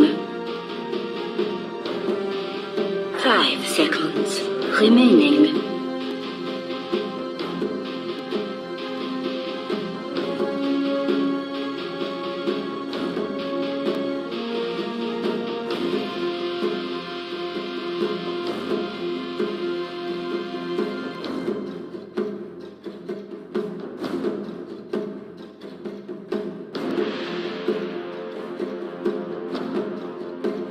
Radiant team pick. Radiant team ban. Shadow Shaman.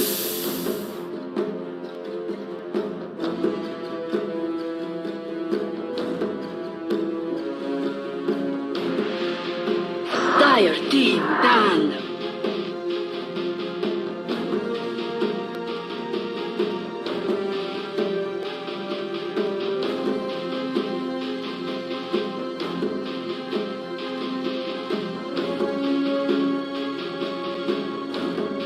Ten seconds remaining. Radiant team ban. Dire team ban.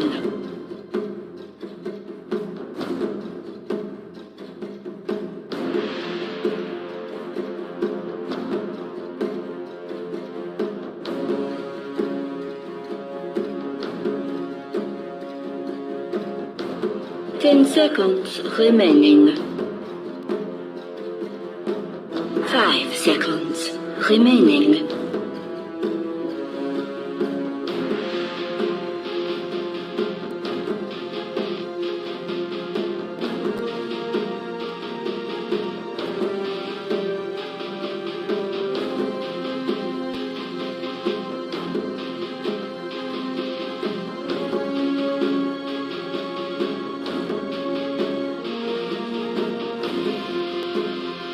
Radiant team ban.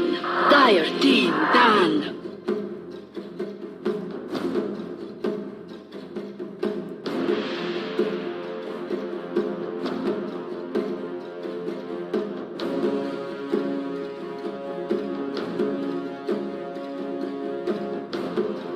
Ten seconds remaining. 5 seconds remaining.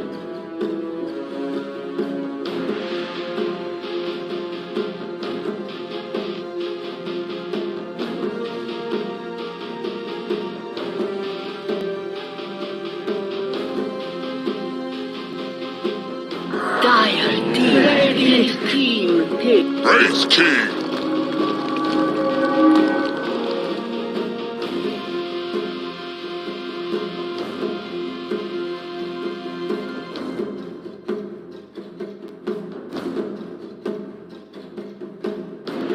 10 seconds remaining. 5 seconds remaining.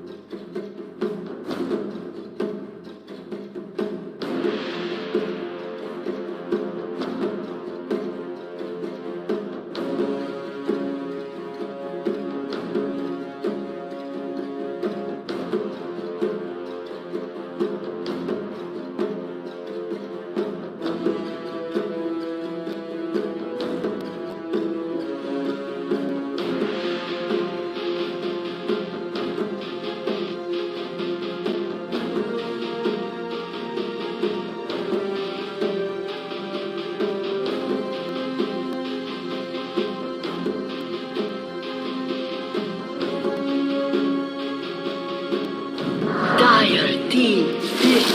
Ancient apparition.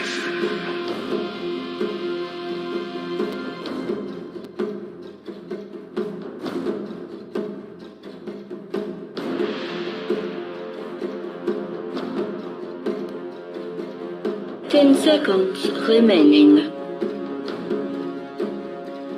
5 seconds remaining. Team pick. Sven stands ready.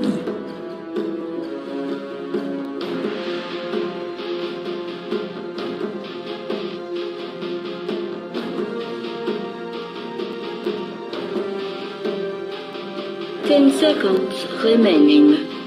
Dire team ban. Radiant team ban.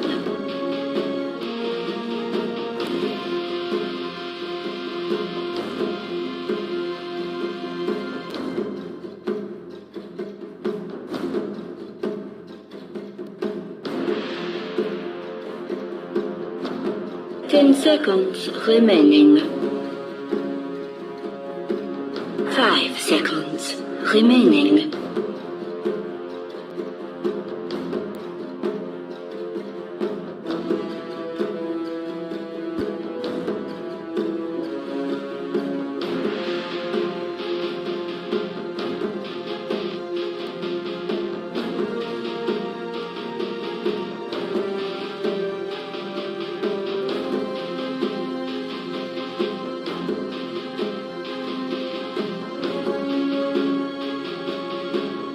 Dire team down.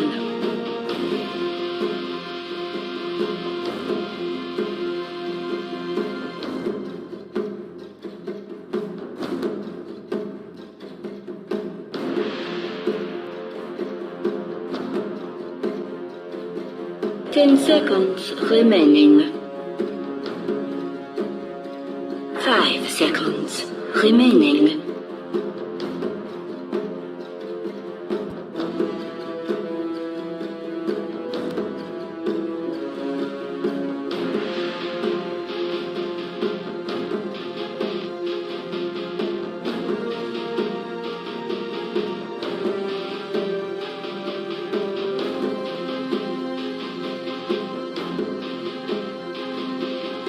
Radiant team pick.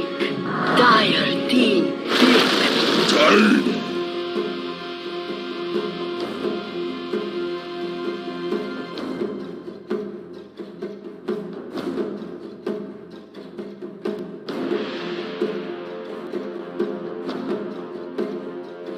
10 seconds remaining.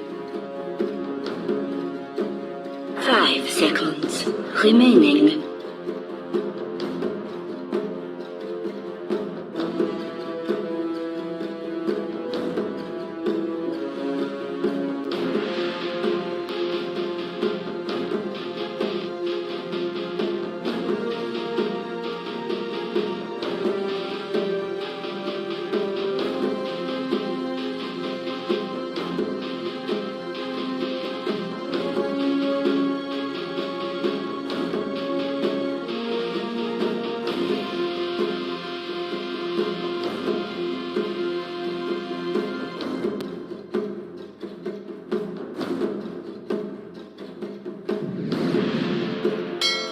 Admiral Conker. Choose your hero.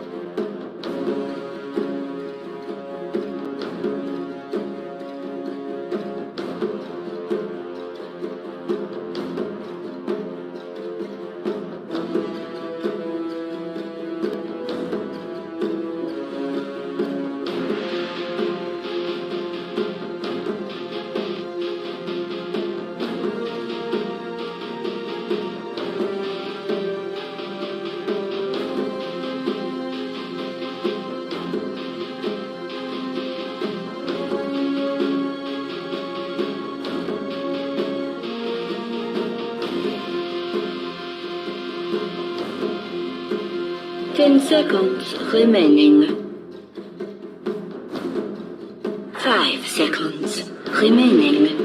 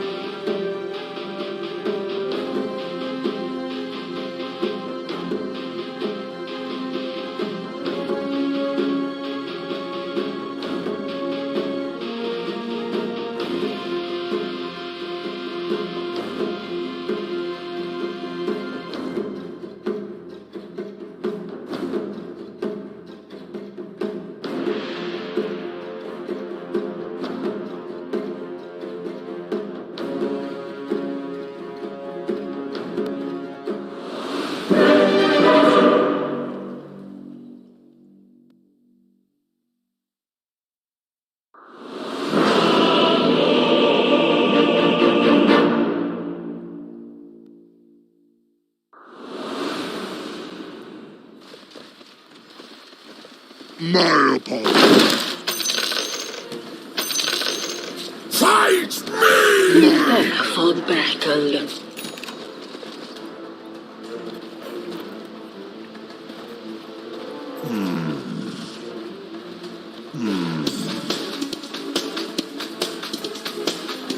I won't eat Step dear, lively now. but Your admiral is on board. Whoops! I almost feel bad.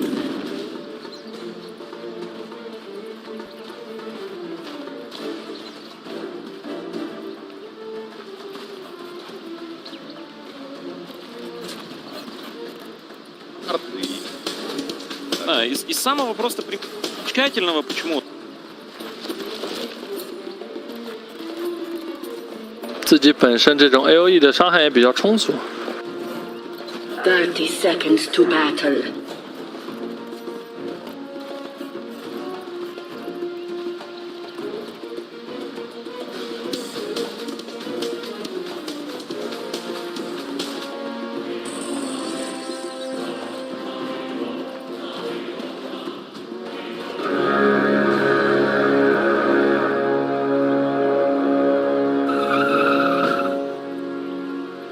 The battle begins.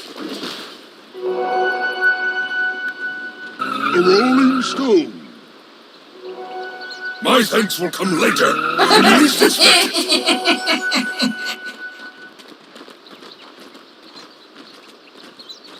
A rolling stone.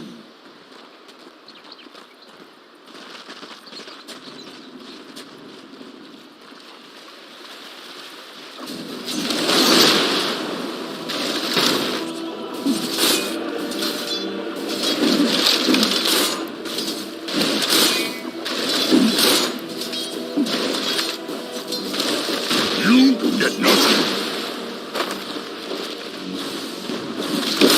Denied.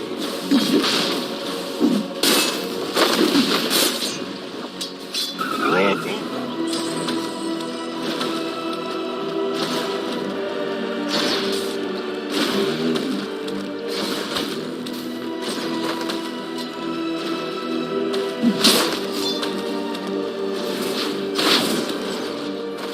My apologies. My apologies.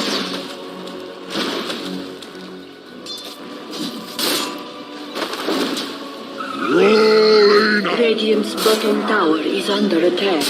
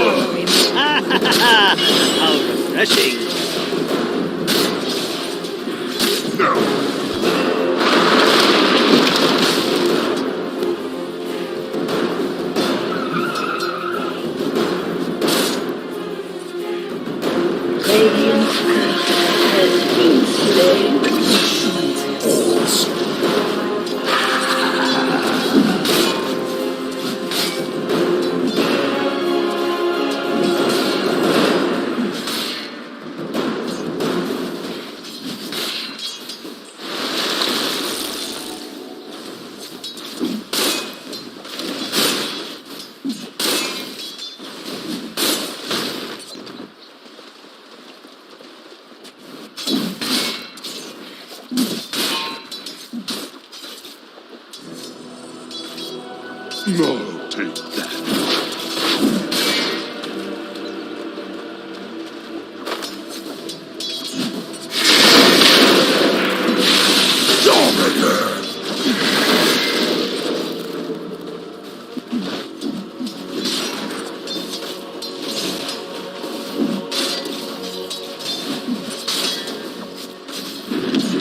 As must be. What have we here?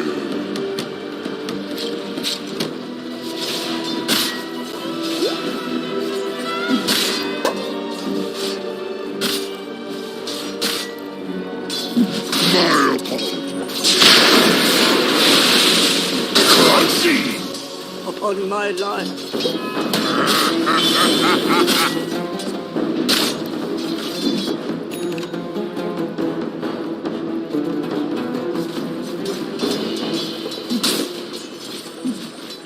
Your admiral is on board.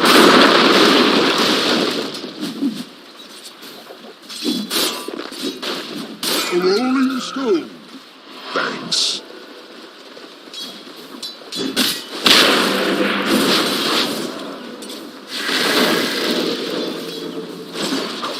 Radiant's bottom tower is under attack.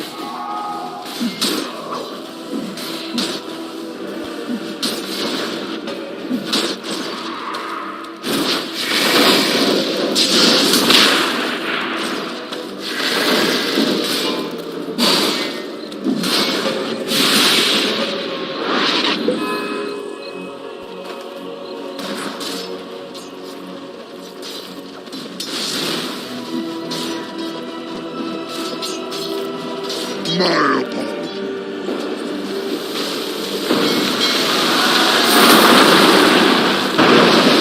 Welcome back.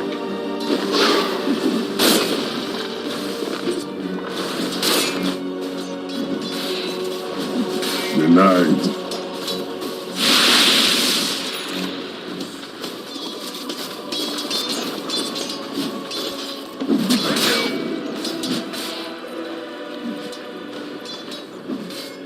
Radiant structures are fortified.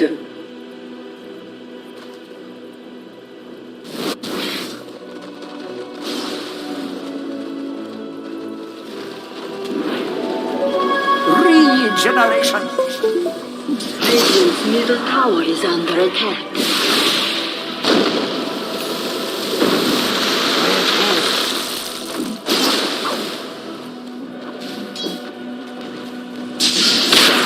Gold for my chest.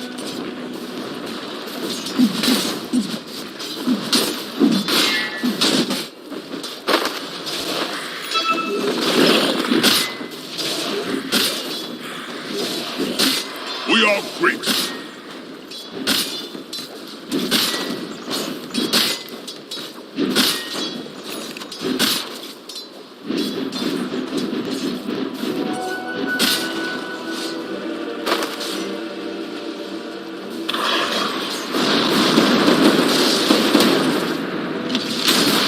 Radiant's middle tower is under attack.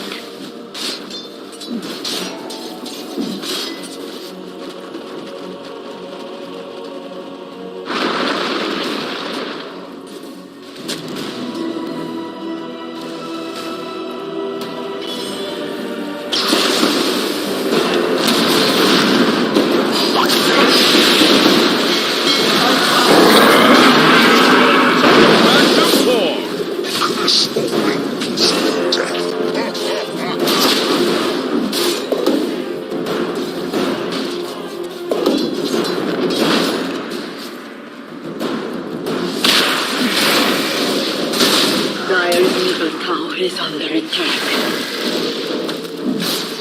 Radiant's bottom tower is under attack. I am without end.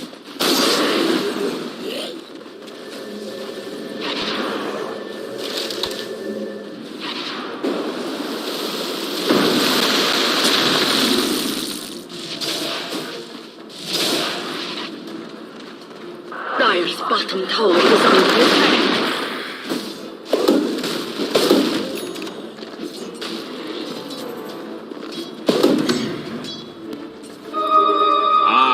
they're sailing now.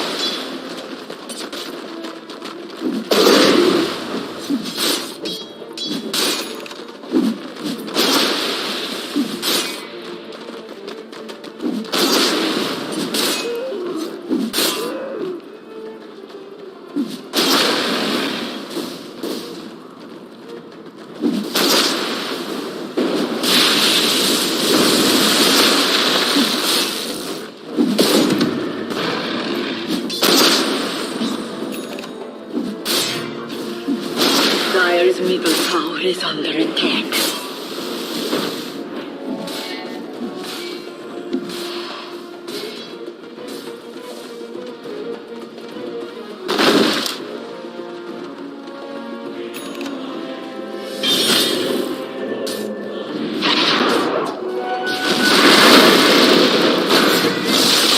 I'm entitled to a rematch! My event will come later, when you least expect it!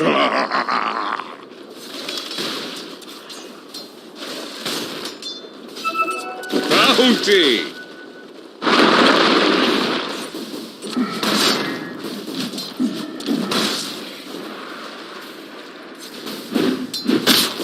Dire's bottom tower is under attack.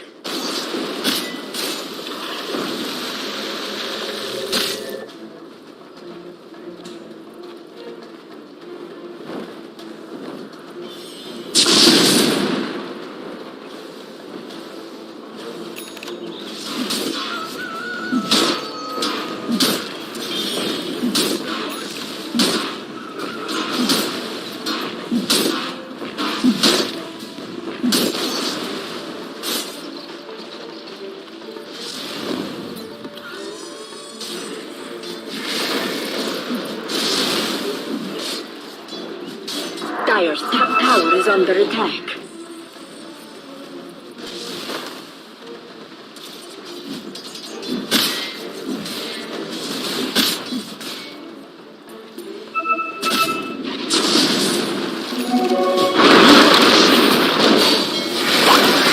Our cavorting days must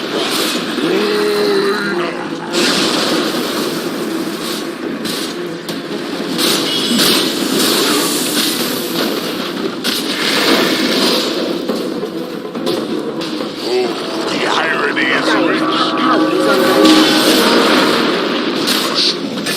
I don't believe this. Dire's top tower has fallen. Radiant's middle tower is under attack. Rocks. Dire's top tower is under attack.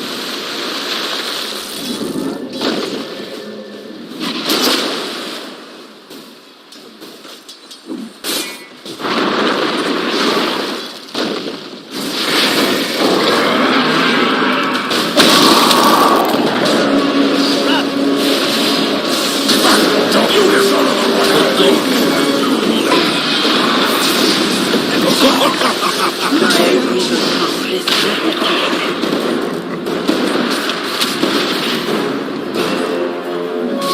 regeneration. Bounty!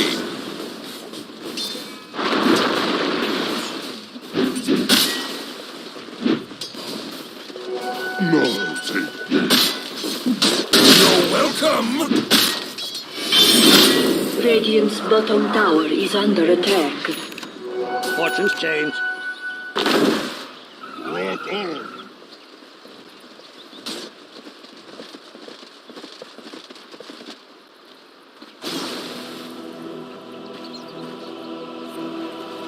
Radiant's bottom tower is under attack.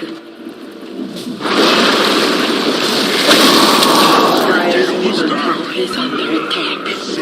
Dire's structures are fortified. Radiant structures are fortified.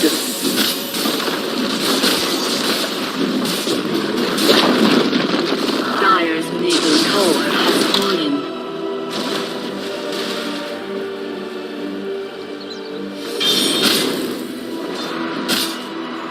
A rolling stone.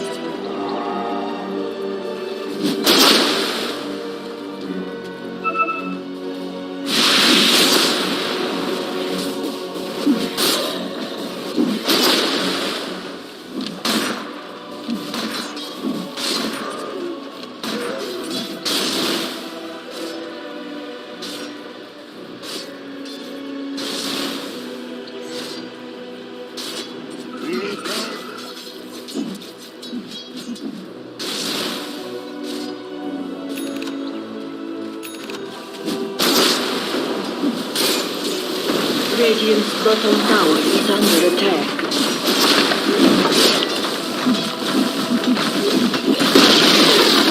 Radiant's bottom tower has fallen.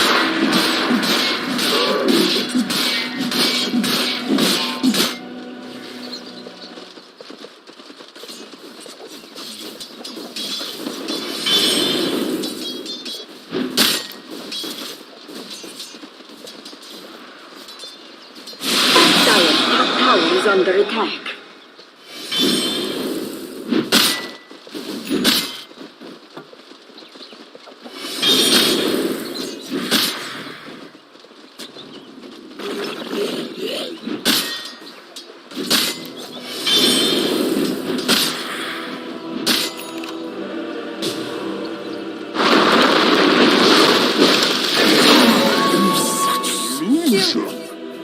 My apologies.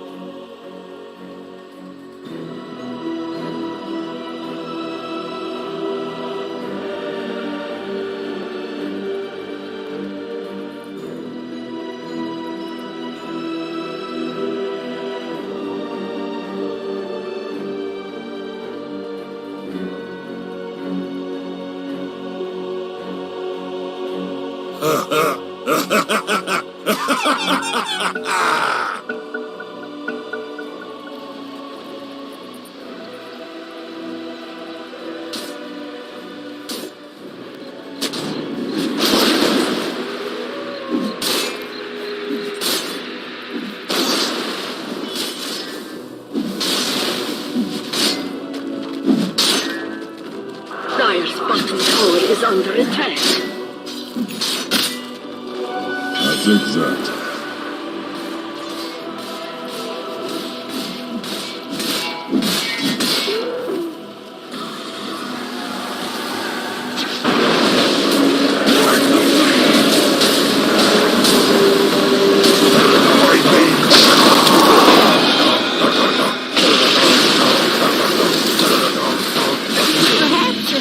A bit rash.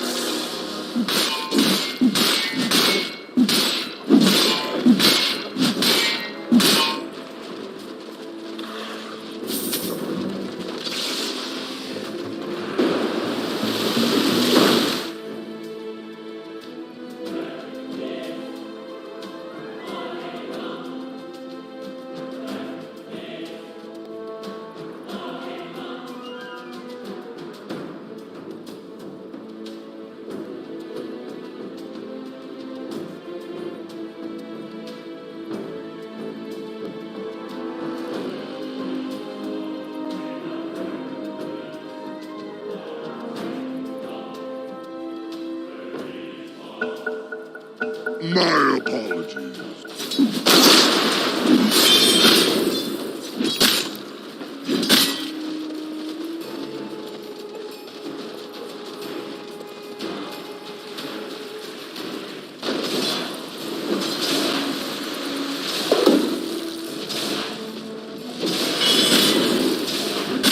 Radiant's bottom tower is under attack. Dire's top tower is under attack. Radiant's bottom tower is under attack.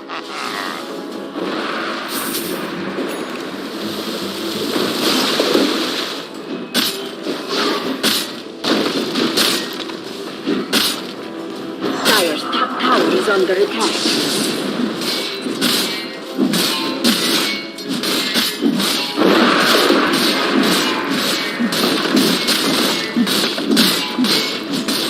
Radiant's bottom tower is under attack. Dire's top tower has fallen.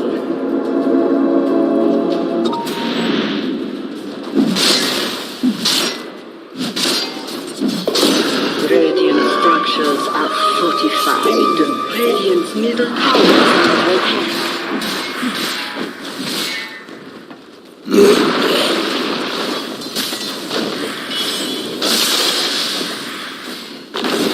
I must have them all. Radiant's bottom tower is under attack.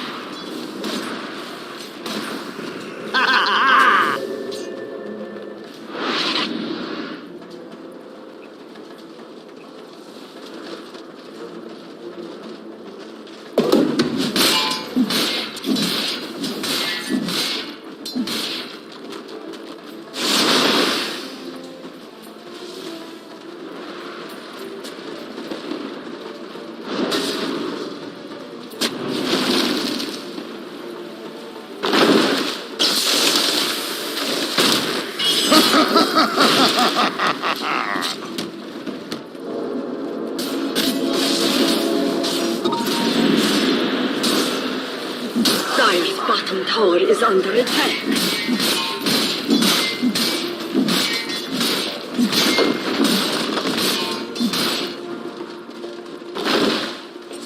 Dire's structures are fortified. Dire's bottom tower is under attack. Dire's bottom tower has fallen.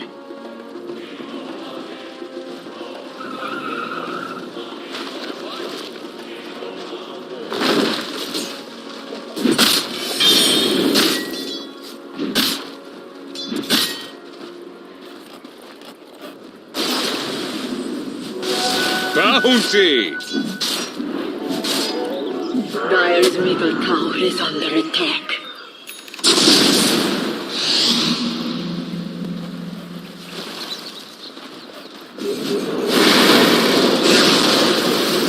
Radiant's top tower is under attack.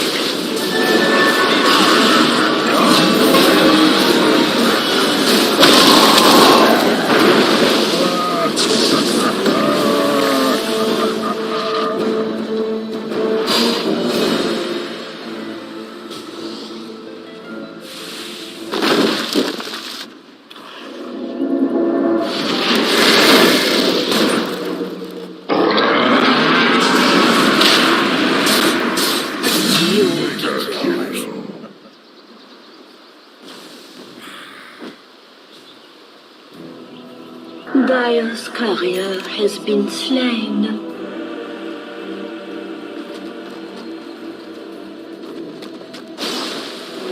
That should help.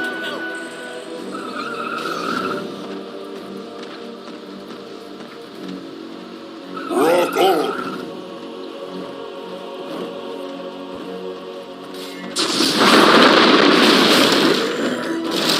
Dire's middle tower is under attack. Step lively now. Your admiral is on board.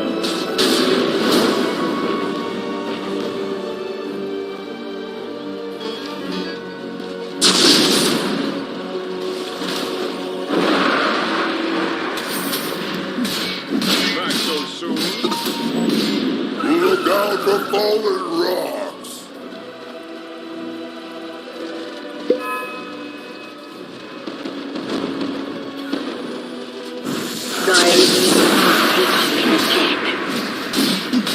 Dire's structures are fortified.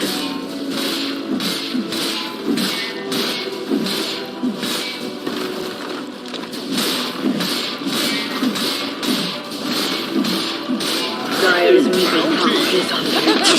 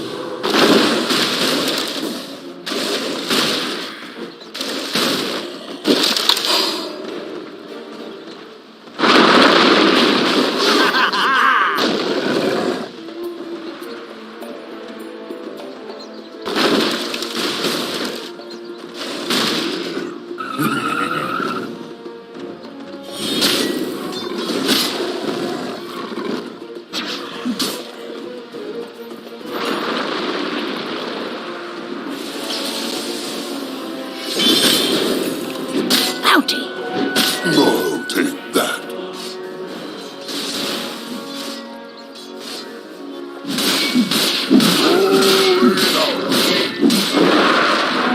Haste!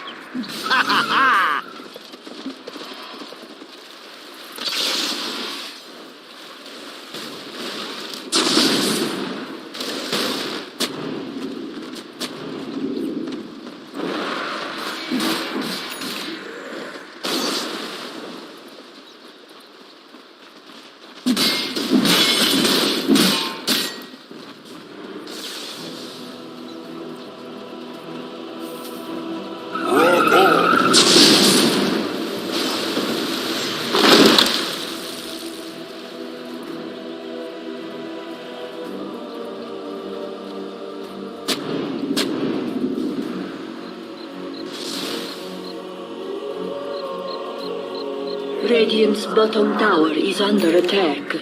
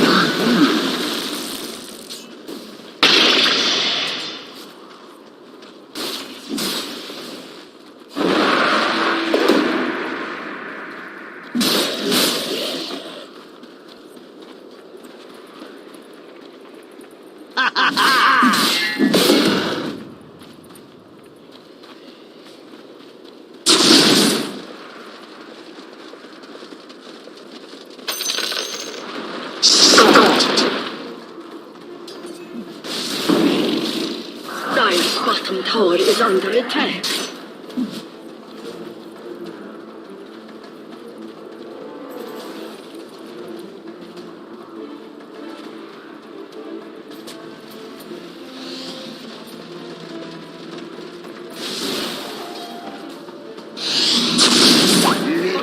the fallen rock.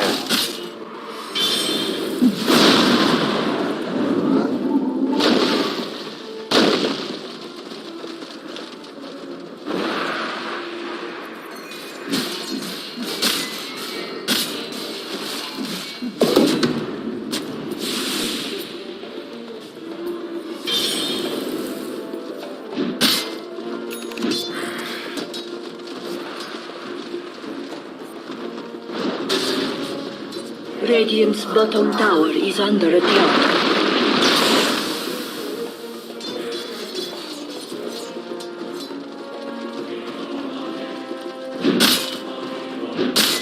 Radiant's top tower is under attack.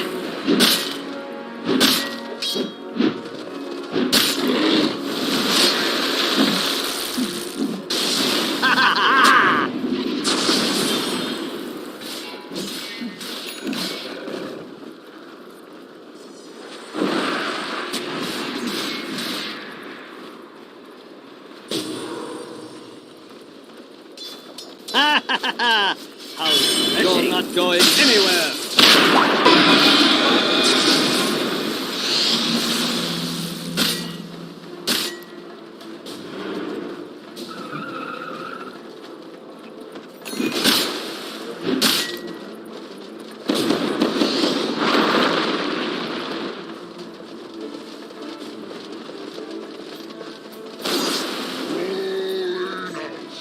Dire's bottom tower is under attack.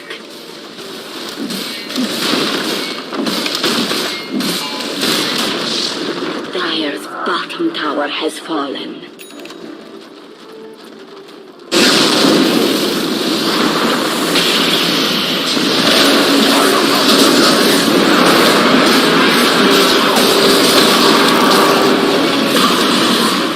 Dire's structures are fortified. Dire's bottom tower is under attack.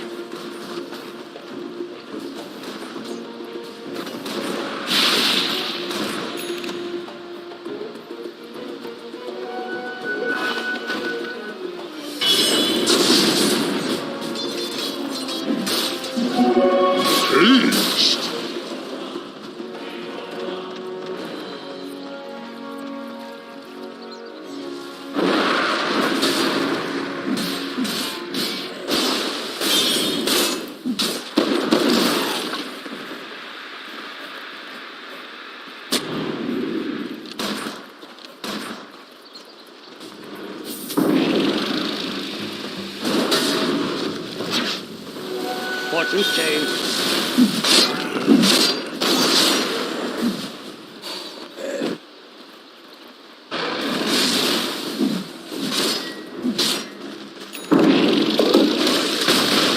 Is on board.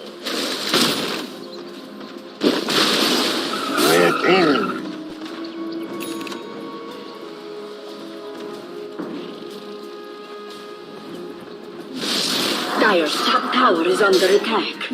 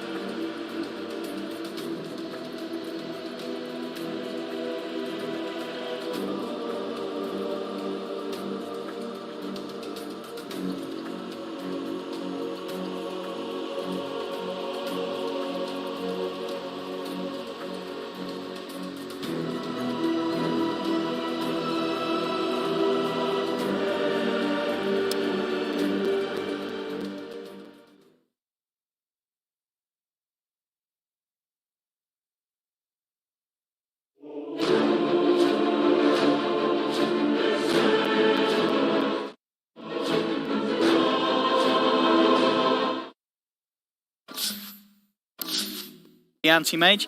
But obviously, if there's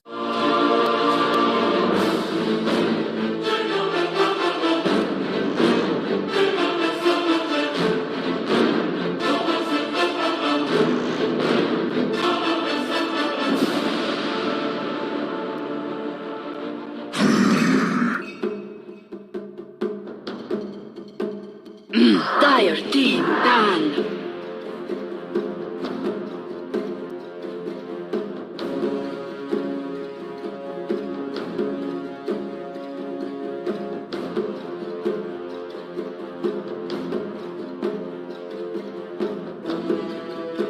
Ten seconds remaining.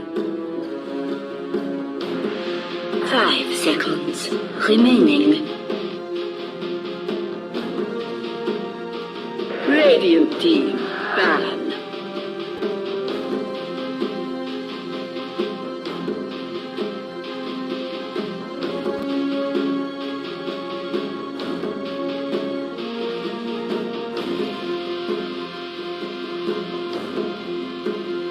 Ten seconds remaining. 5 seconds remaining. Dire team down.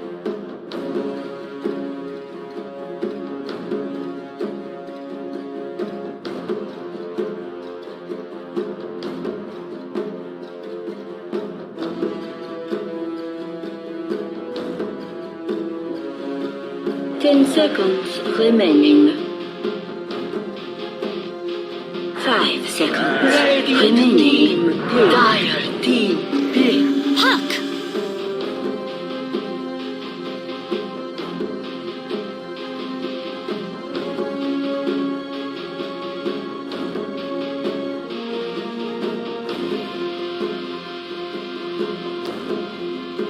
Ten seconds remaining. 5 seconds remaining.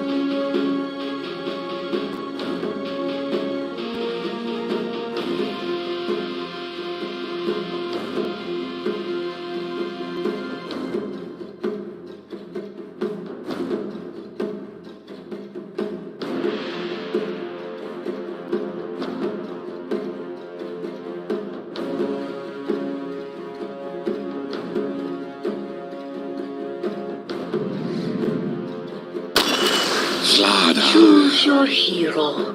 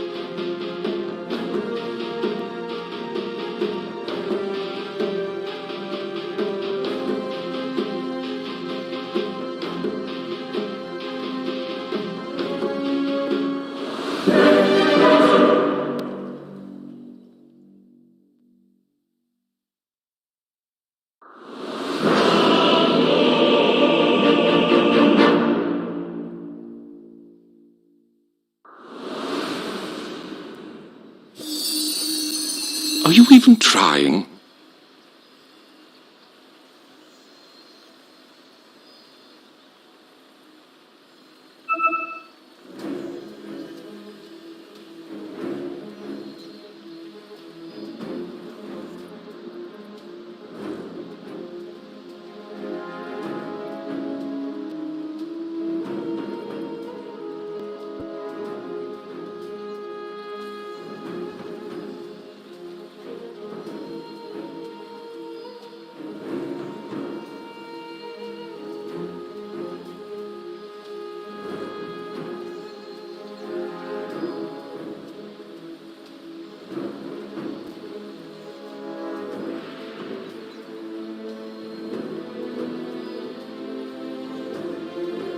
Interesting.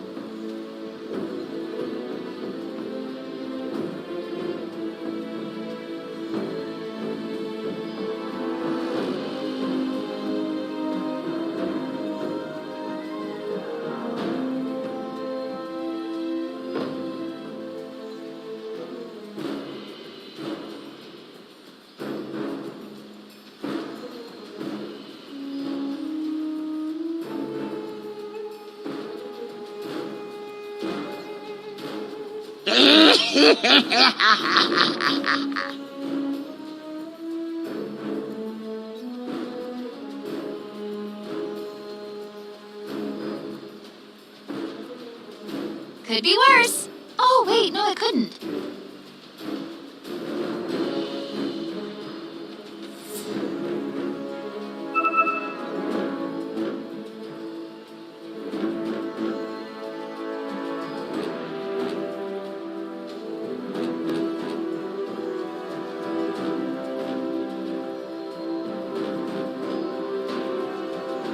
I shall not report you.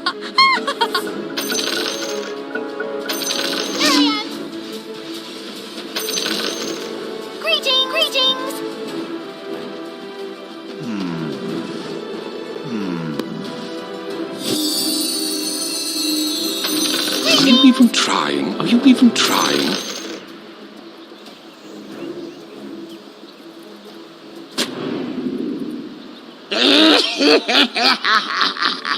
Interesting.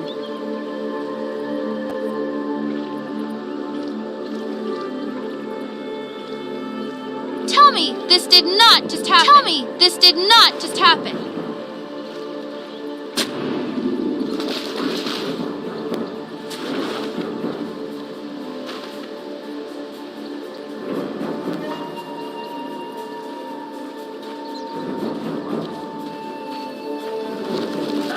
Seconds to battle.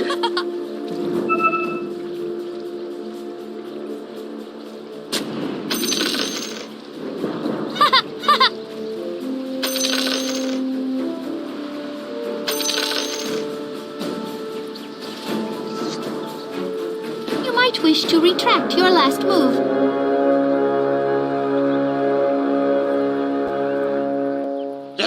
The battle begins.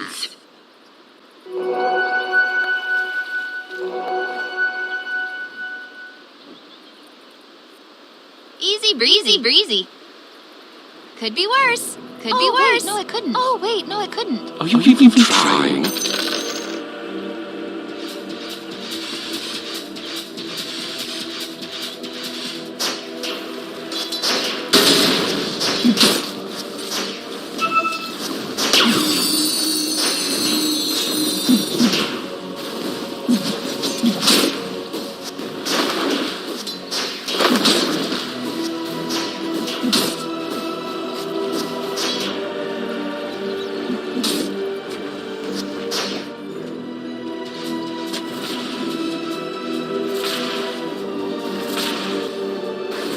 Wish to retract your last move.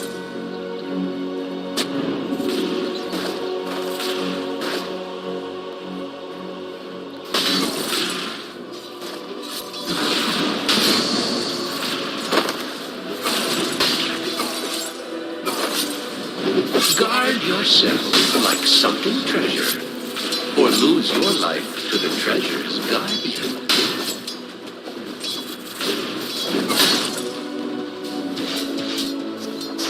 I'm out! Spare me the tears. Admit it. You expected that.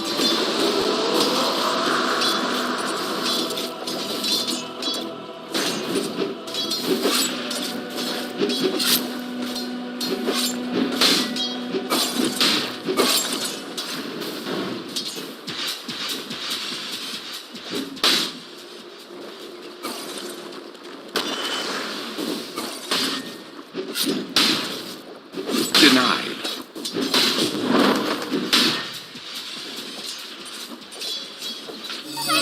Behold! Dogs!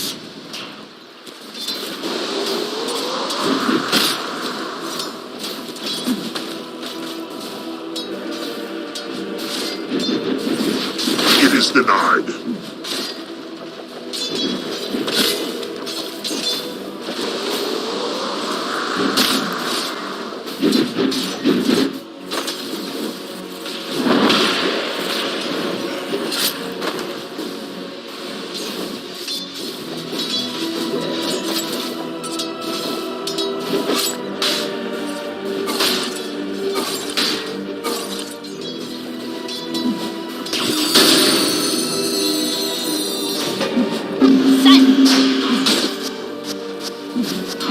Just hastening the inevitable.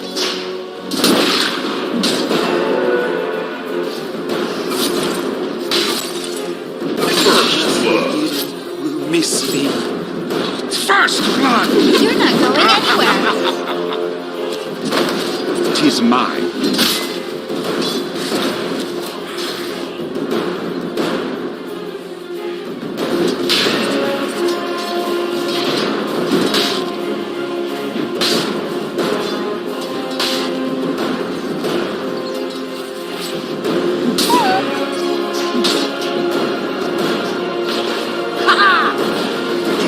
Radiant's bottom tower is under attack.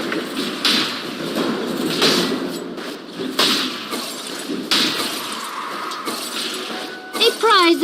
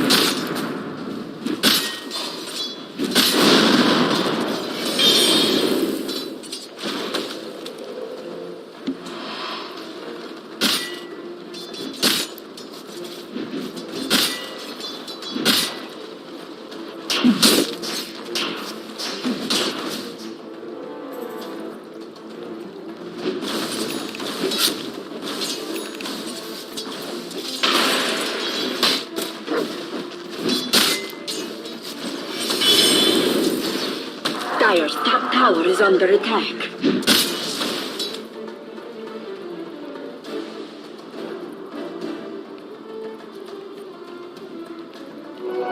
Tis mine.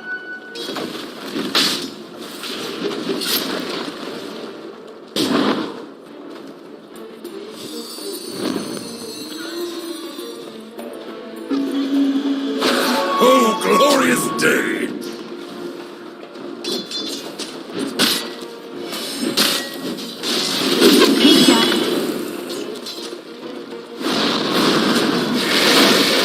Radiant's top tower is under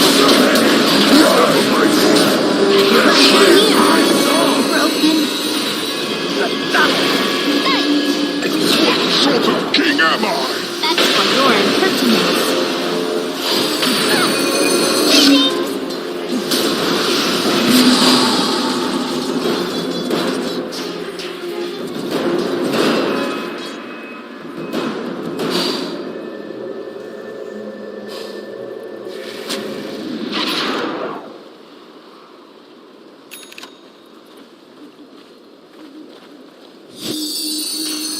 Here behold!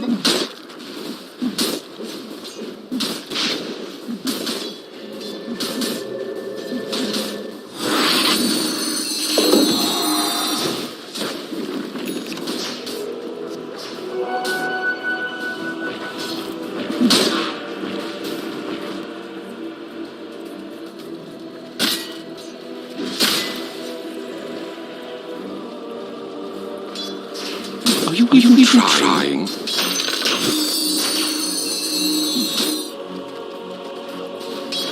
Look there.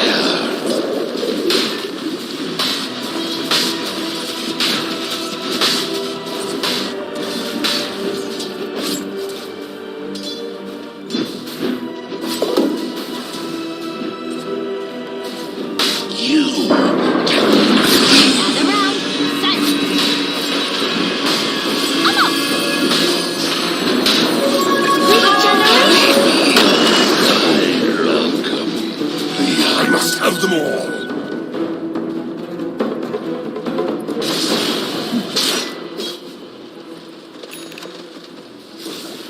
Dire's middle tower is under attack.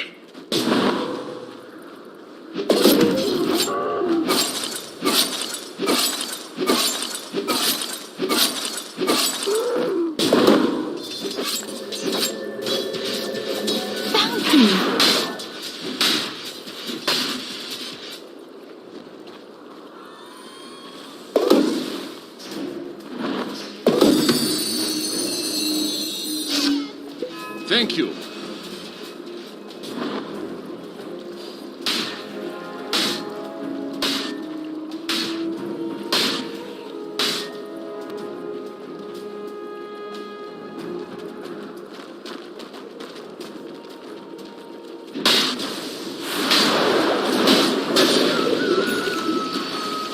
Radiant's bottom tower is under attack.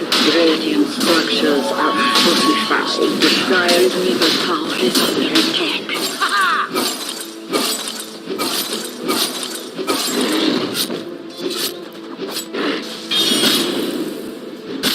Radiant's bottom tower is under attack. Radiant's bottom tower has fallen.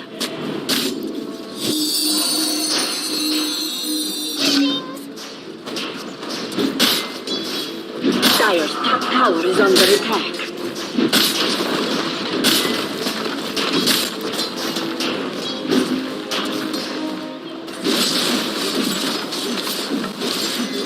Radiant structures are fortified. Dire's top tower is under attack.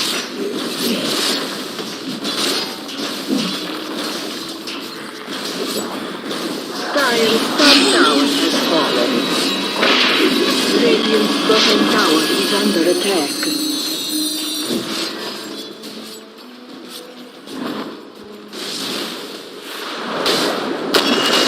Radiant's bottom tower is under attack.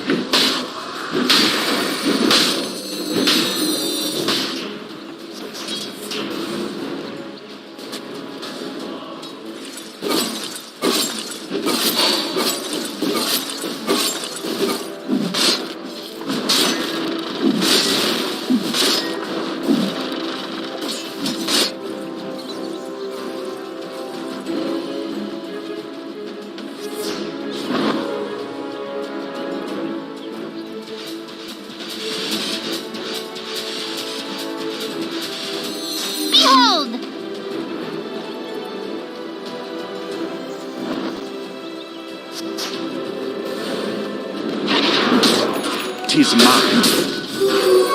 Invisibility.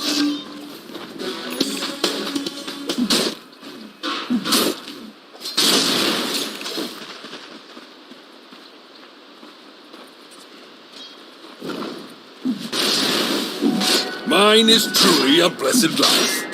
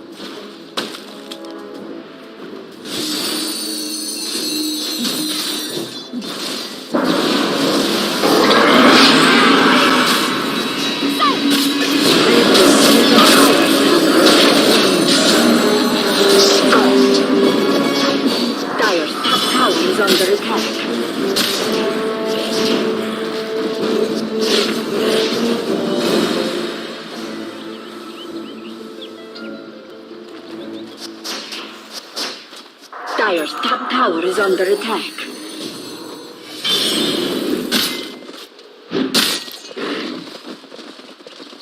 Dire's middle tower is under attack.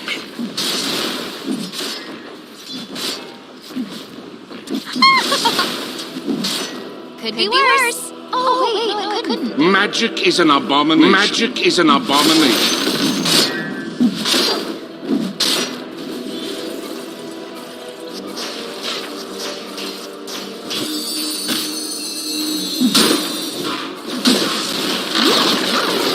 Radiant's middle tower has been denied.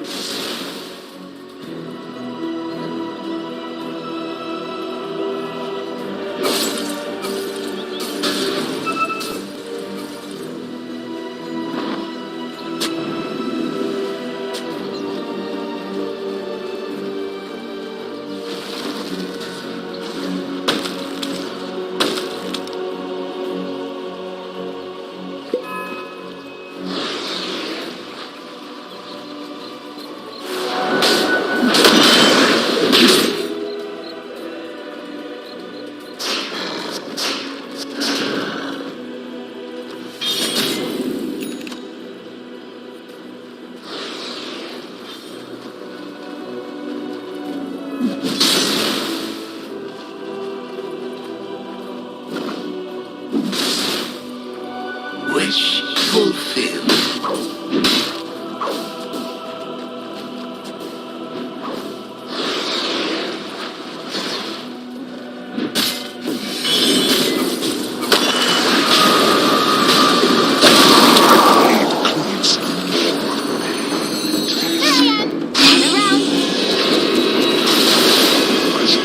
Into the black seas of infinity.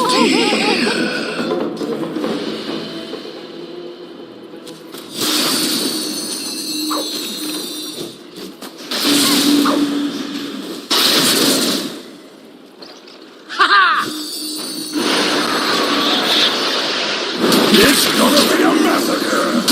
You're welcome! Now keep your tongue like this!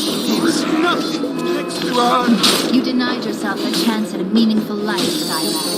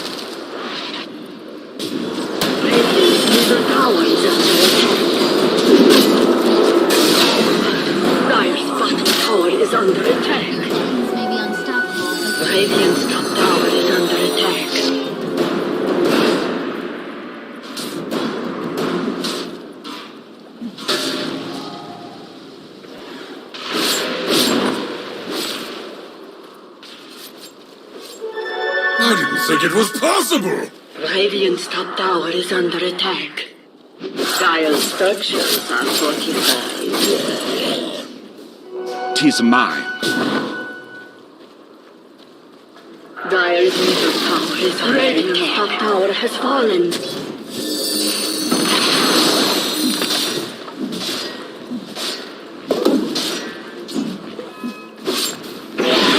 Interesting. Dire's bottom tower is under attack. Radiant's top tower is under attack.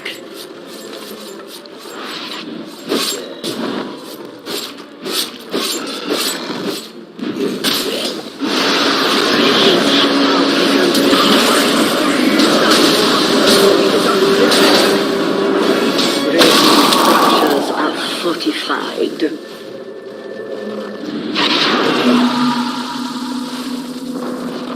Dire's bottom tower has fallen.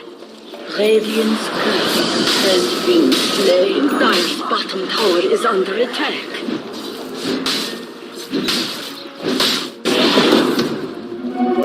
Radiant's top tower is under attack.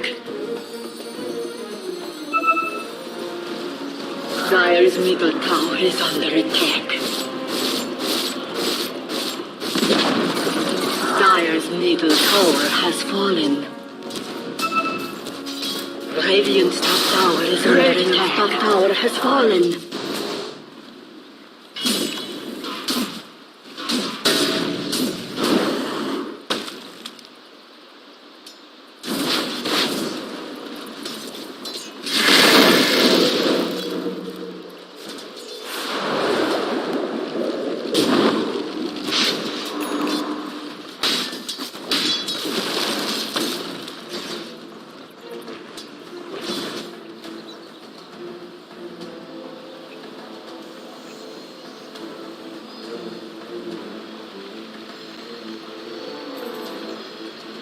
Is mine.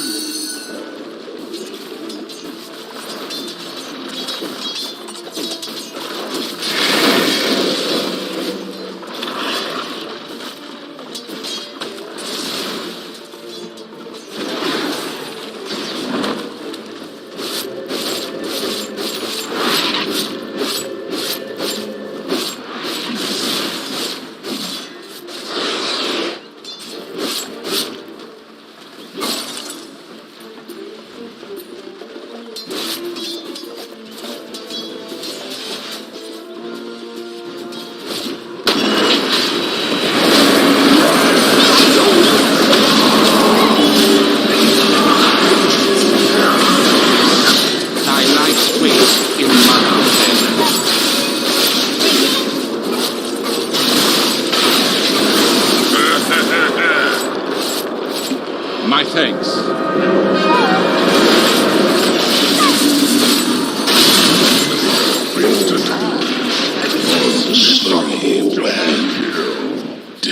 Dire's middle tower is under attack.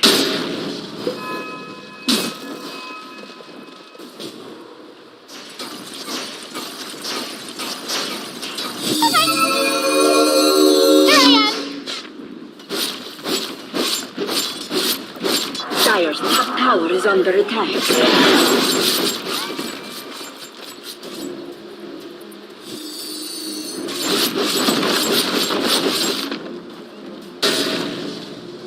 Bounty.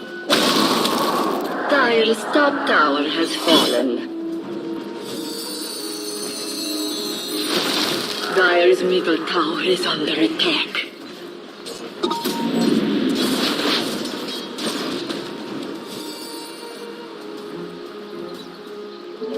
Illusion.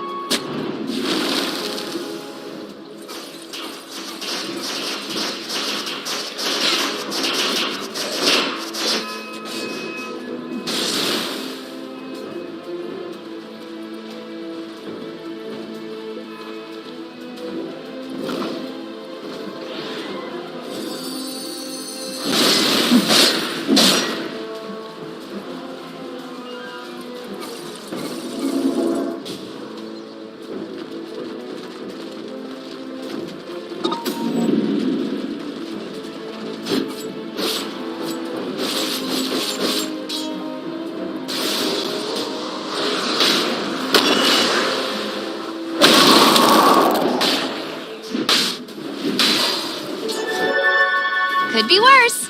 Oh, wait, no, it couldn't.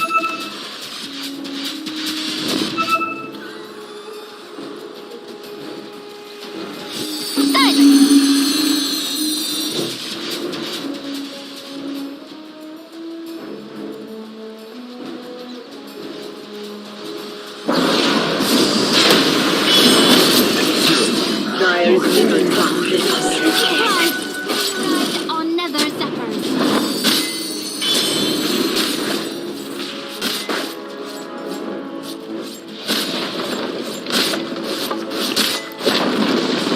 Dire's middle tower has fallen.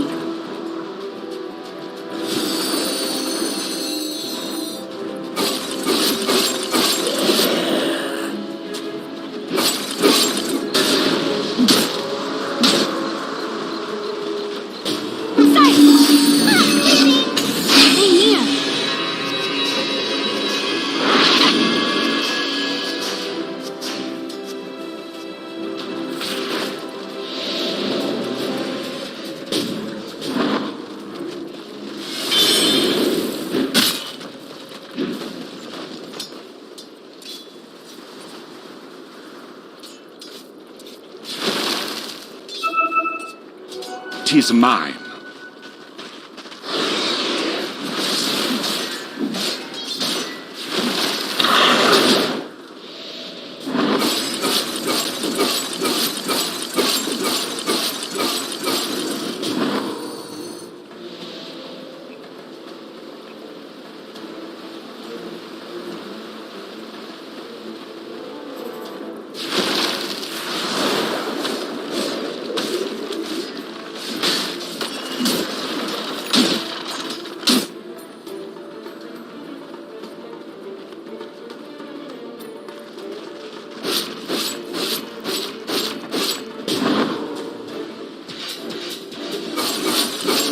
Easy breezy.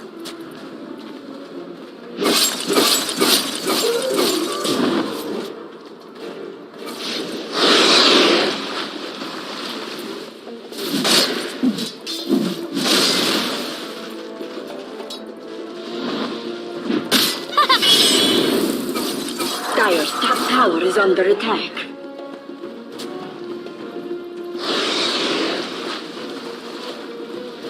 Dire's structures are fortified. Dire's top tower is under attack. Dire's warrior has been slain. Radiant's bottom tower is under attack. A soldier's fortune. Radiant structures are fortified. Radiant's bottom tower is under attack. Sponge. The last of the old.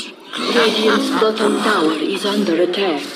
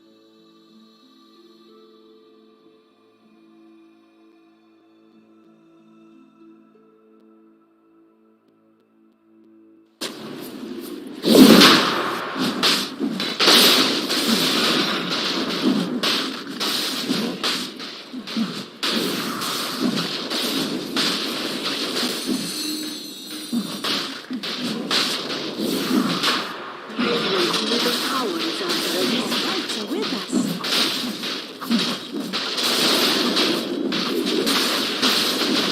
Radiant's bottom tower is under attack. Bottom tower has fallen.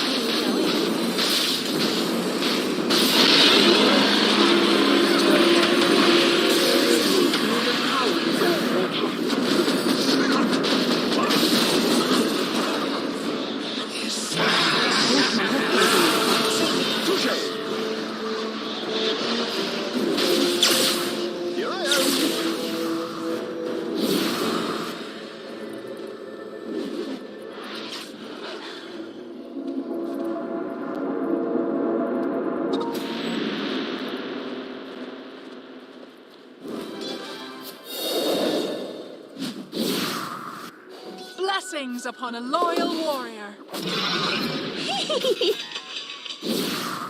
I thank you. That was most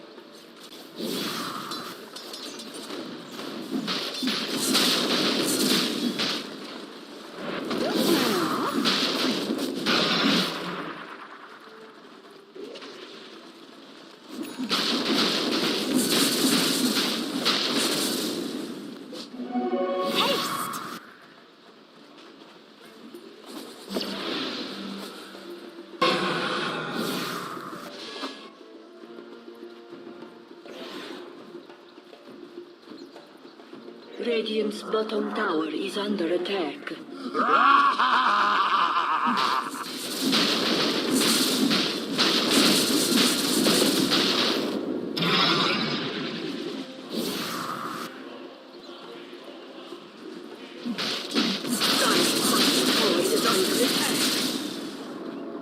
Dire's bottom tower has fallen.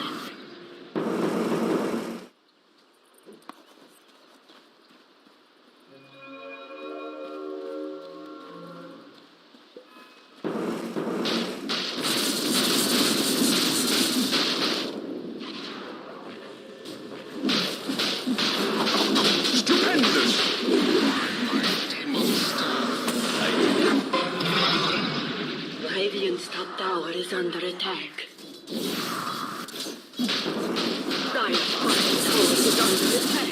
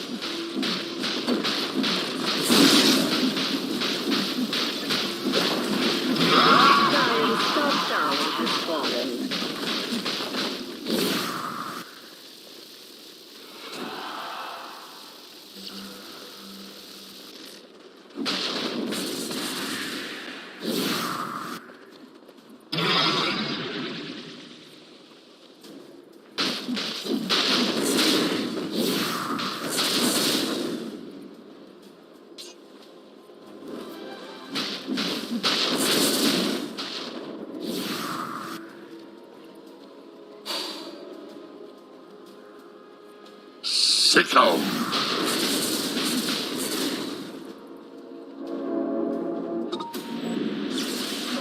I'm getting a second wind.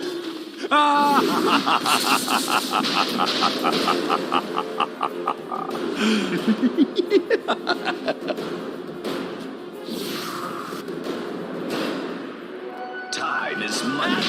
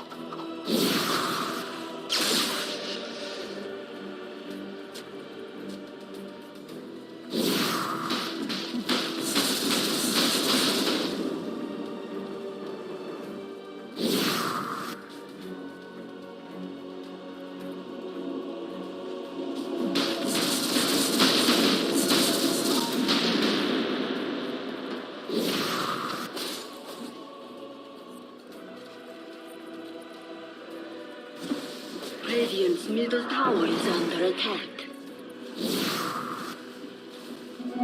Haste.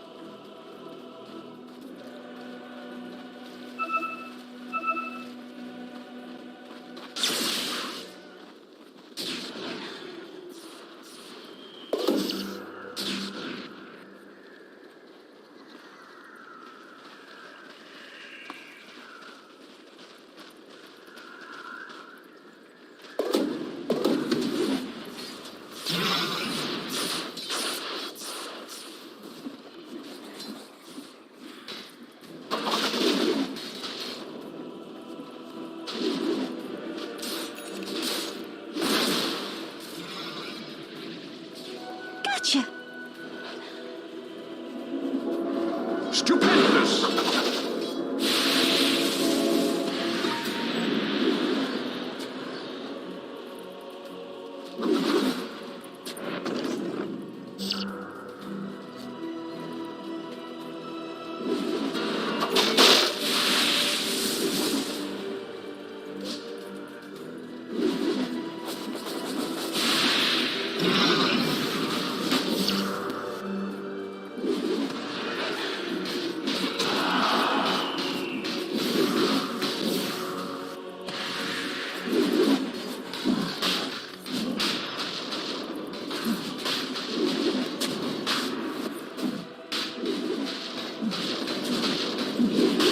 Where are you going?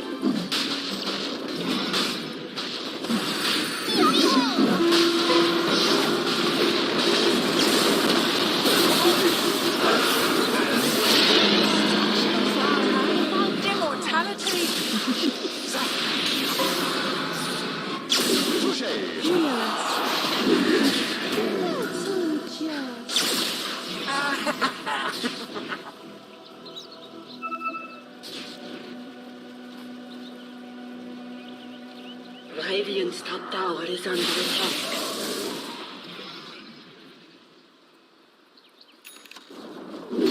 Radiant's top tower has fallen.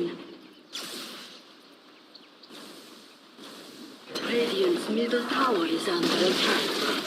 Radiant's middle tower has fallen. Radiant's top tower is under attack. Radiant's top tower has fallen. Radiant's middle tower has fallen. Radiant's middle tower is under attack.